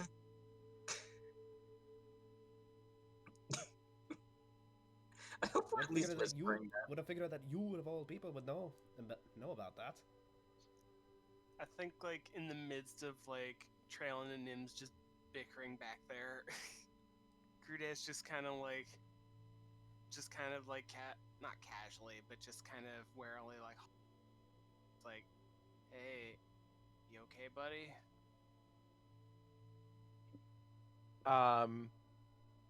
Eloy's gonna growl at Crudez, but eventually he's just gonna feel a little defeated today, so he's just going to go to his room. He's not gonna stay in it, but he's gonna just turn to his room and close the door. He doesn't lock it. He doesn't know that there's a lock, but Okay, well, as you guys are going towards the house storm, you know that all three of the houses are like right next to each other, and there's a bit of a courtyard in the in between. there's only 3 houses. Yeah. Yes, you are of the purple house, and there's an orange and a green. As you're approaching the building, as you're in the courtyard, you hear a conversation going on. You notice 2 figures on the green side. In fact, they're actually wearing the green cloths that signify they're from the greenhouse.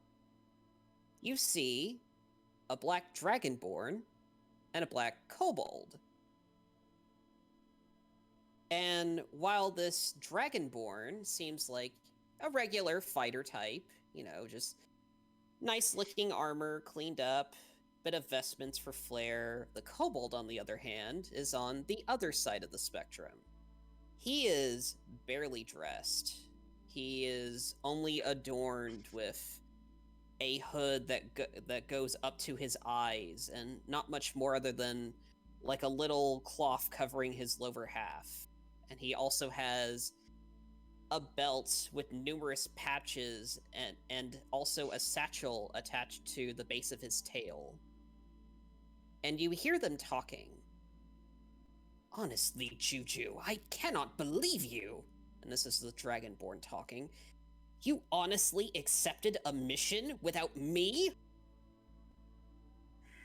And the kobold just looks at him with just dead, cold eyes. And he just goes, what was I supposed to do?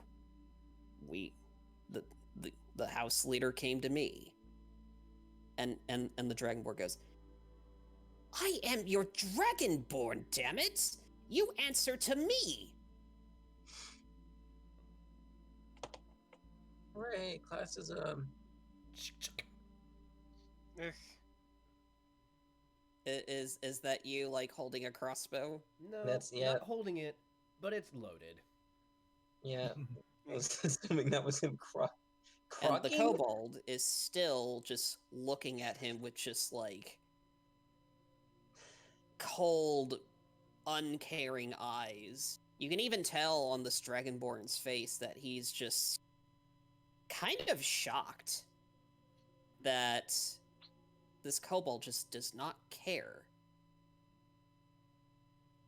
And he just goes, last I checked, I had a choice in the matter. We're not home anymore.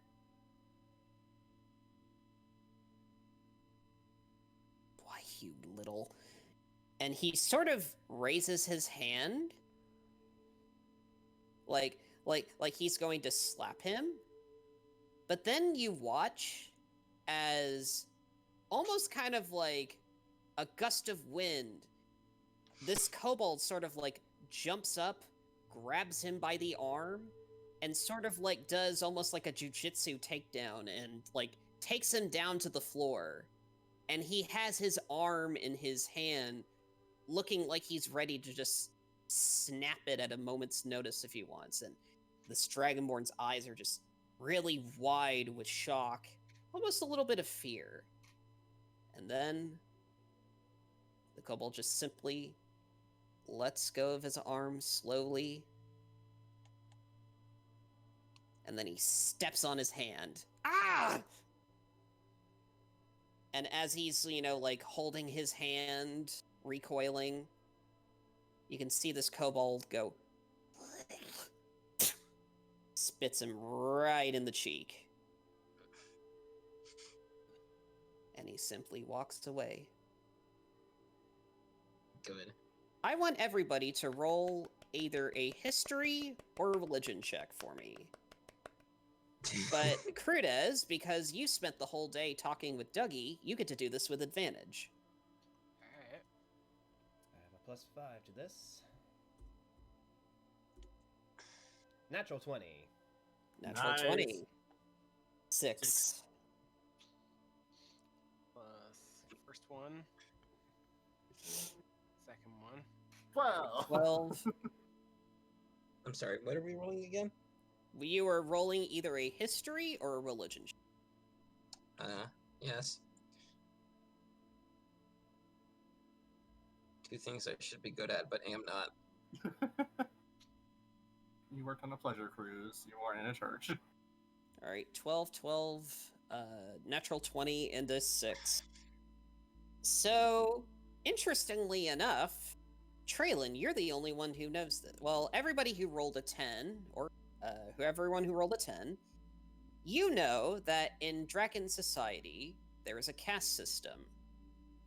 But Traylon, because you rolled a nat 20, you know specifically that the caste... Well, this is kind of out of character, but the Dragon Society is basically a pseudo kind of Hinduism sort of society where dragons are revered as sort of like, a holy, like with Bahamut and Tiamat, instead of being, the gods and goddesses of good and bad dragons. Instead, they are kind of like a Hinduist Brahmin, like a holy duality.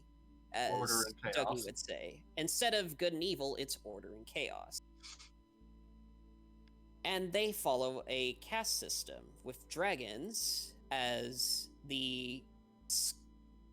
at the top, obviously, and they are kind of revered as sort of like the scholars and seers of the holy duality, followed by the draconic nobles of the houses that rule over the different dragonborn colors.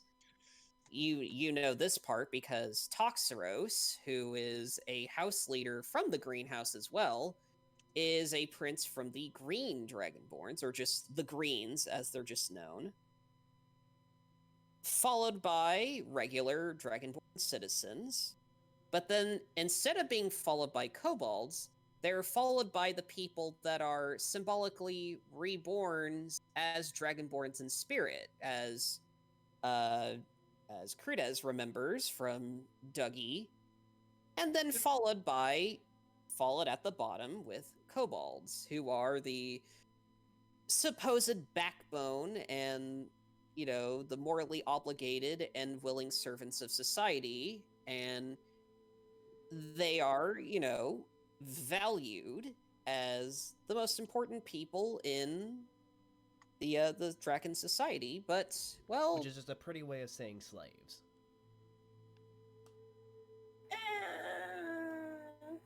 Basically. Trylon would know enough religious bullshit from Radiara, so Drac, with it being so close, he would naturally say, alright, so this is the shitty religion. He heard a bit of Draken propaganda. It's Draken or anti-Draken propaganda. Yeah. And as this kobold is walking away, he sort of unintentionally, gets close to you guys, and he sort of, turns his head. You can see, the hood, still kind of cover his eyes. And when you see him up close, he actually kind of has a little bit of, whitish sort of, paint on, his pectorals and his stomach. And he goes, "You got business with me?" Not at all. Not really. Good on you. He sort of pauses for a second when he hears Traylon hear that. And he sort of gives a very slight smile. And he goes, "Thank you. Name's Juju." And he motions to just walk away. Back to the green dorm. And the whole time, the Dragonborn from earlier hasn't even really moved an inch. He's just still, wide-eyed and shocked about the whole thing. And also holding his hand. And maybe also crying. Roll perception real quick. Please, I want to see this man cry. I want to see a grown-ass man cry like a little bitch. Natural 20. It's very slight because it's more shock and anger than anything, but you could see a little bit of watering up. You can tell his pride definitely got kicked in the balls. Yes. You can definitely tell his pride has taken a massive hit. Even with nobody there to watch it. But you guys are there.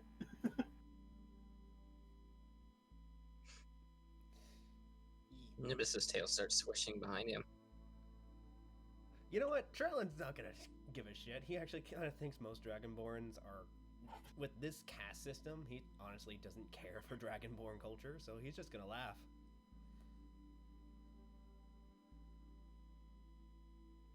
And I believe there Is where we will end it. Yay! Congratulations, you actually met somebody who is not of your house. For once. For once. Juju. Yeah. Yes, his name is Juju. Juju Is that- Ravamornso. And this is something that I didn't put in the notes, but in a Draken society, the Dragonborn that a kobold serves under sort of is what their last name is.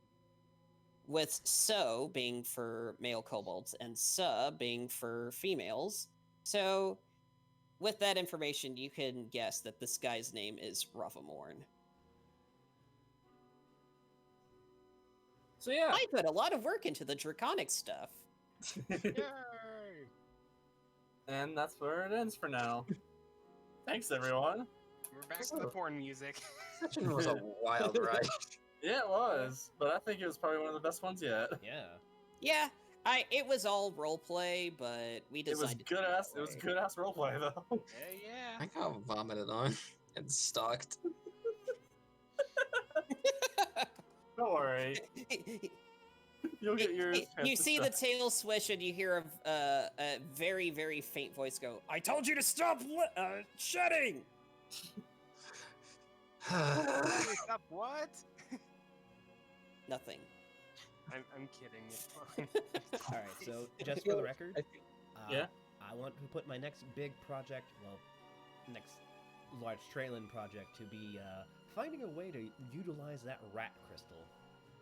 All right. Just give us a list of your projects at one point. This Yeah, week. and then we'll discuss it with you, like, on another day. But now that you all met Juju, I can finally bombard you with gifts and Twitter stuff. From what he was inspired by. Yes. I'm sure you've all seen this character though. But let me see if I can find it again. Oh, there it is. I feel This is what we, or at least I, based Juju off of.